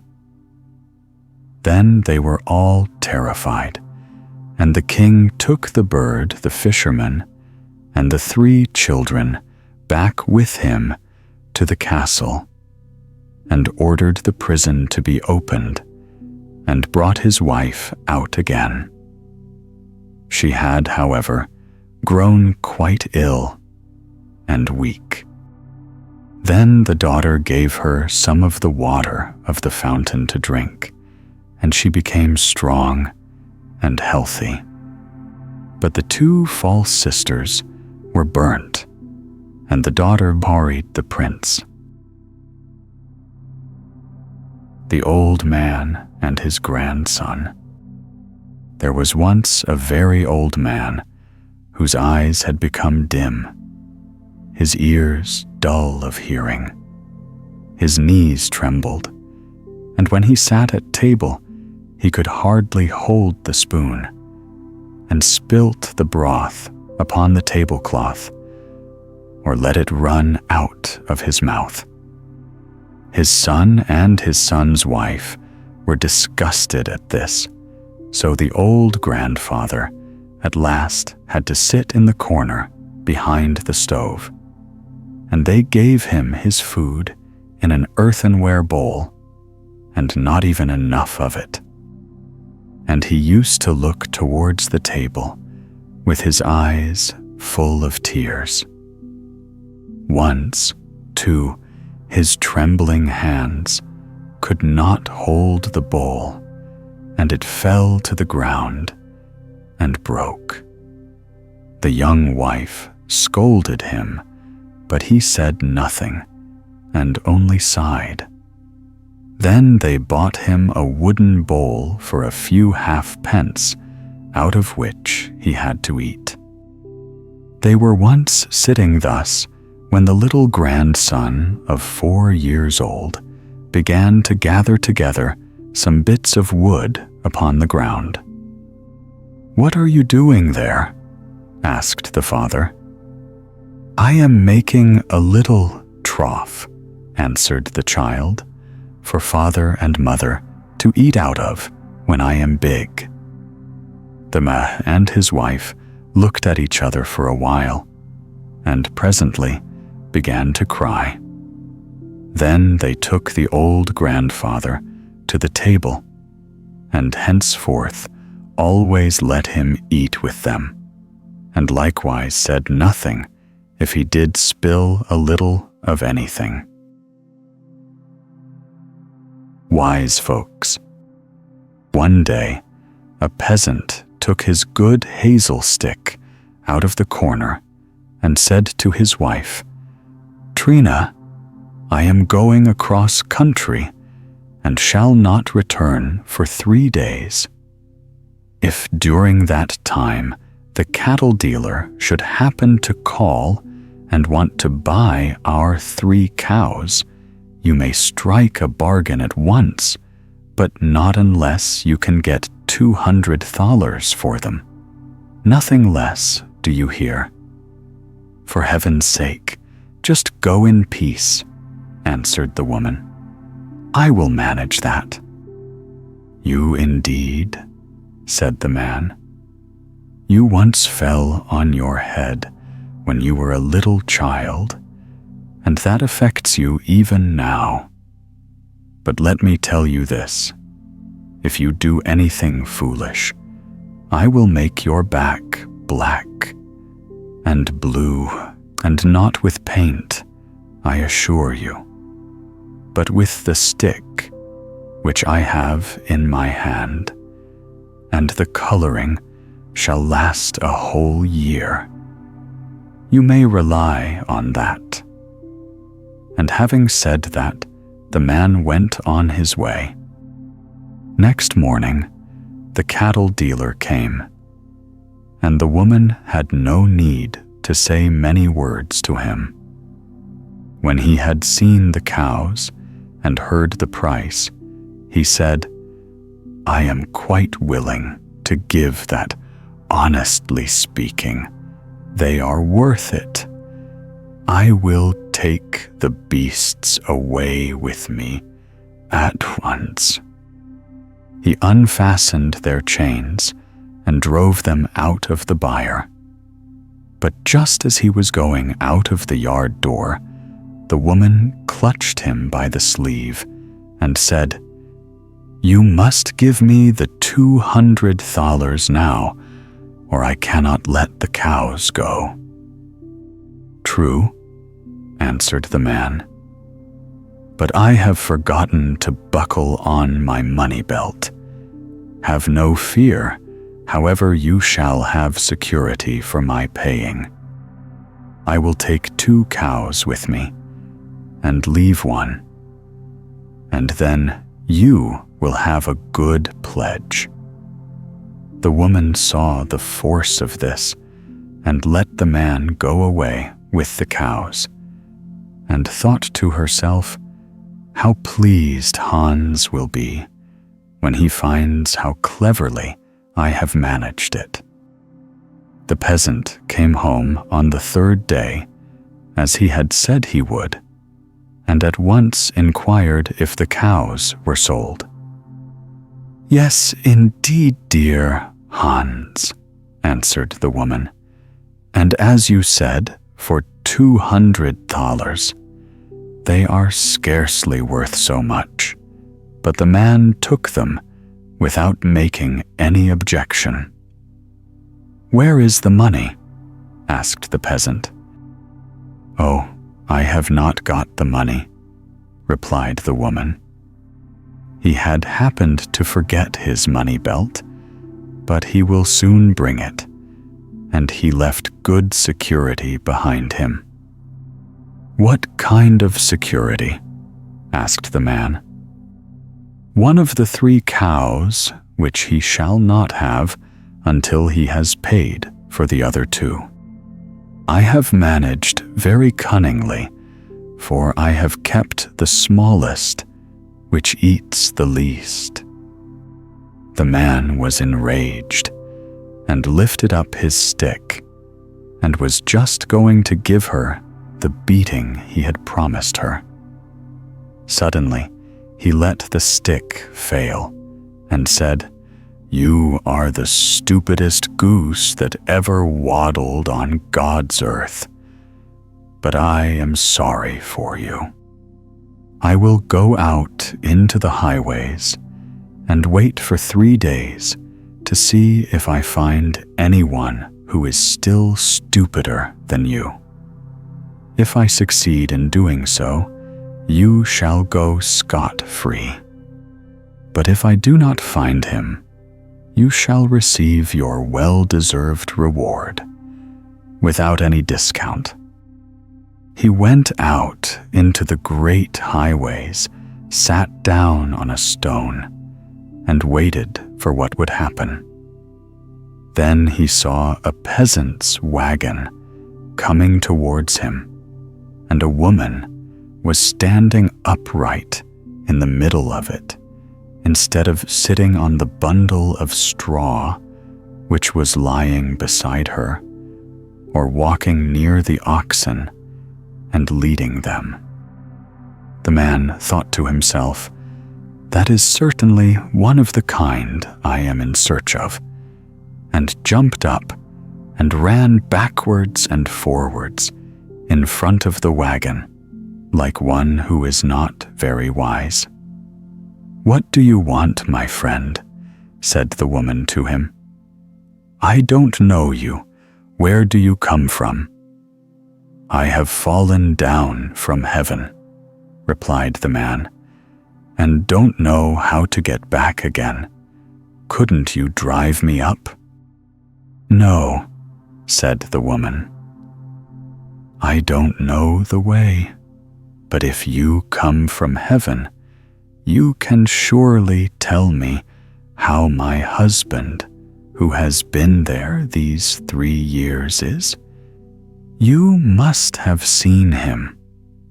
"Oh yes, I have seen him, but all men can't get on well. He keeps sheep, and the sheep give him a great deal to do. They run up the mountains and lose their way in the wilderness, and he has to run after them and drive them together again. His clothes are all torn to pieces too, and will soon fall off his body. There is no tailor there, for St. Peter won't let any of them in, as you know, by the story." "Who would have thought it?" cried the woman. "I tell you what, I will fetch his Sunday coat, which is still hanging at home in the cupboard. He can wear that and look respectable. You will be so kind as to take it with you." "That won't do very well," answered the peasant. "People are not allowed to take clothes into heaven. They are taken away from one at the gate." "Then hark you," said the woman. "I sold my fine wheat yesterday and got a good lot of money for it. I will send that to him. If you hide the purse in your pocket, no one will know that you have it." "If you can't manage it any other way," said the peasant, "I will do you that favor." "Just sit still where you are," said she, "and I will drive home and fetch the purse. I shall soon be back again. I do not sit down on the bundle of straw, but stand up in the wagon, because it makes it lighter for the cattle." She drove her oxen away, and the peasant thought, "That woman has a perfect talent for folly. If she really brings the money, my wife may think herself fortunate, for she will get no beating." It was not long before she came in a great hurry with the money, and with her own hands put it in his pocket. Before she went away, she thanked him again 1,000 times for his courtesy. When the woman got home again, she found her son, who had come in from the field. She told him what unlooked-for things had befallen her, and then added, "I am truly delighted at having found an opportunity of sending something to my poor husband. Who would ever have imagined that he could be suffering for want of anything up in heaven?" The son was full of astonishment. "Mother," said he, "it is not every day that a man comes from heaven. In this way, I will go out immediately and see if he is still to be found. He must tell me what it is like up there and how the work is done." He saddled the horse and rode off with all speed. He found the peasant, who was sitting under a willow tree and was just going to count the money in the purse. "Have you seen the man who has fallen down from heaven?" cried the youth to him. "Yes," answered the peasant. "He has set out on his way back there, and has gone up that hill from whence it will be rather nearer. You could still catch him up if you were to ride." "Alas," said the youth, "I have been doing tiring work all day, and the ride here has completely worn me out. You know the man be so kind as to get on my horse and go and persuade him to come here." "Aha," thought the peasant, "here is another who has no wick in his lamp. Why should I not do you this favor?" said he, and mounted the horse and rode off in a quick trot. The youth remained sitting there till night fell, but the peasant never came back. The man from heaven must certainly have been in a great hurry, and would not turn back, thought he. And the peasant has no doubt given him the horse to take to my father. He went home and told his mother what had happened, and that he had sent his father the horse so that he might not have to be always running about. "Thou hast done well," answered she. "Thy legs are younger than his, and thou canst go on foot."